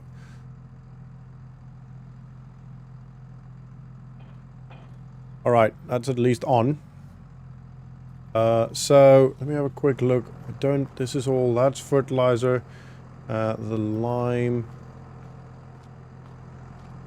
Yeah, I don't think we have any more seed. Did I maybe put some in the back here? I shouldn't have. I don't think I would have. It would have been a bit odd, in my opinion. No, I don't think there is any. Right, we're gonna have to go to the dealership and have a quick chat to Chad. I always like seeing him. He's such a nice guy. We actually are talking about doing some stuff together. Maybe he's got an off-road truck that we could potentially... So that's why I've been running around there. I'm trying to kind of learn the area. And there is an off-road track over there, like up there in the hills, which apparently is really, really cool. So we're talking about maybe going to do something like that. I haven't done any off-roading apart from what you do on tractors anyway. So that would be really cool to go do that. I would really enjoy that. So yeah, we'll see. We'll see what Chad says, and obviously we need to find a time that works for both of us. You know, when the farm isn't too busy and the dealership isn't too busy. Obviously, I mean, he can just take a day off if he needs to. If I take a day off, I don't get paid. So that's not ideal. But also, you know, could potentially do it over a weekend. I don't know. We'll see what we do. We'll see. I'll have to go inside. I haven't called them ahead or anything. Hopefully they do have. They should. They usually have quite a lot of, you know, the consumables for a farm. So it should be okay. I'm going to park just in front here for now. Right. Let's quickly have a chat to Chad. And like, we don't usually buy the seed from him. He's only the vehicles and stuff, but I like chatting to him and doing things to him. It probably gives him a bit more work, but he's a nice dude and becoming a friend of mine. So yeah, right. Let's get some seed.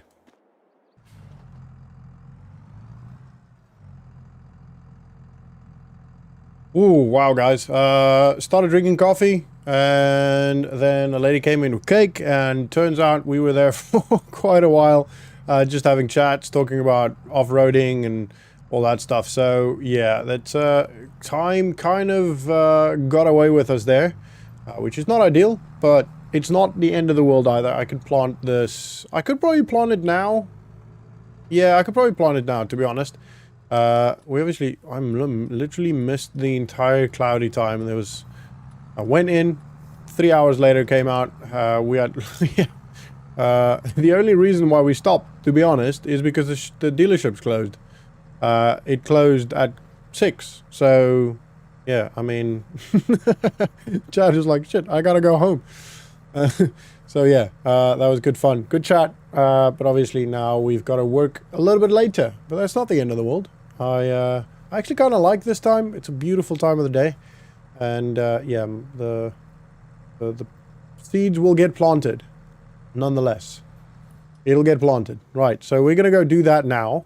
That shouldn't take too long. Like it's a big field, but the working width of this weeder slash seeder is pretty good. So we should be done in about 45 minutes to an hour ish. Which obviously, oh, actually I can go on through the next one. Obviously I'm going to be time-lapsing this. Hopefully the drone footage works throughout the night. I don't think I've done any, you can see everyone's driving home, done any footage recently in the dark. Not that it's dark, but it's not quite light. So yeah, I hope it works. The seed, I've still got the seed. That's right, I can keep it on there. It's not the end of the world. No, that's not going to work. That's not a good idea. Right, well, let's put the seed down here for now. I'll go. Did I lose the seed? Is it on the roof? Oh man, I've lost the seed. Oh no. That is not ideal. Where did I lose it? Must have been down the corner. Oh no. Hopefully that didn't damage anyone's cars or anything.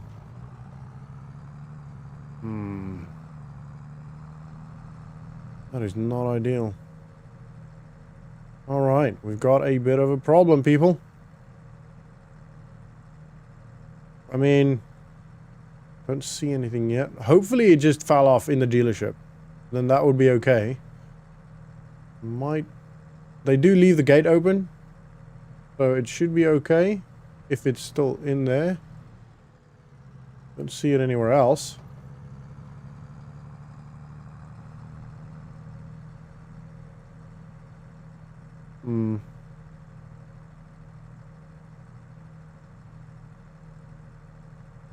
Not ideal. I feel like it's blocking that road. That car has been stood there for a while. Hopefully it didn't damage a car.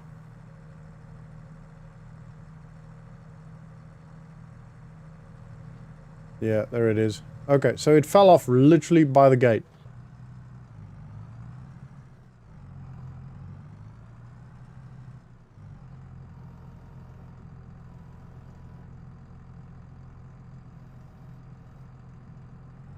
Right, we're gonna keep it there so we can actually see it.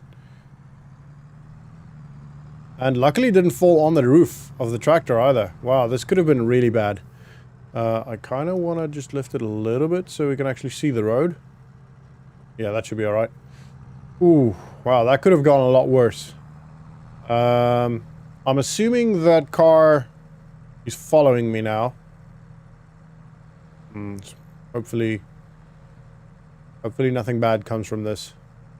I don't really want to tarnish my name in the town. I've got not a good name, but people don't know me necessarily as much because I've been keeping to myself pretty much for the most part.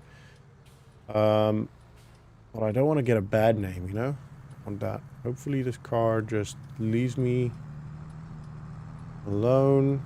Yeah, he turned the other way. Okay, that's okay. Okay, good. Oh. That was honestly a little bit too much stress than I wanted.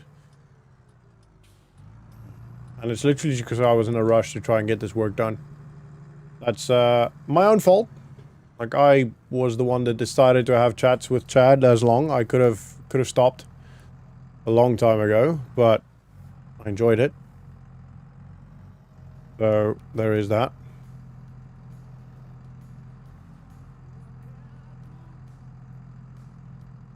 And yeah, like I said, it's my own fault. Obviously not ideal, but it is what it is.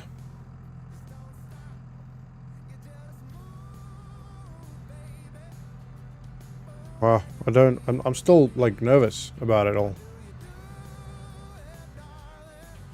Oh well, not much we can do about it now. If something does come from that, then that's just, we'll just deal with it.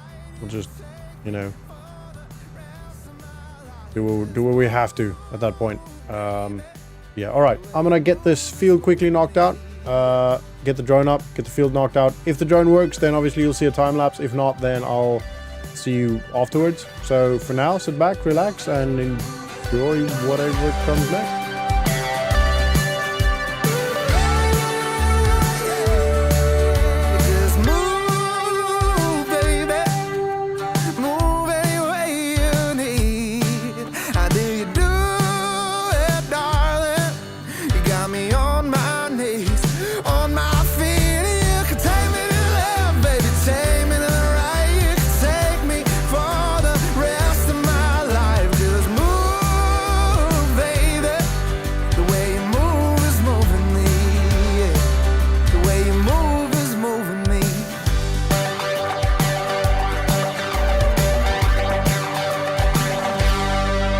Alright, that is the day's work done. It is pretty much 10 past 7.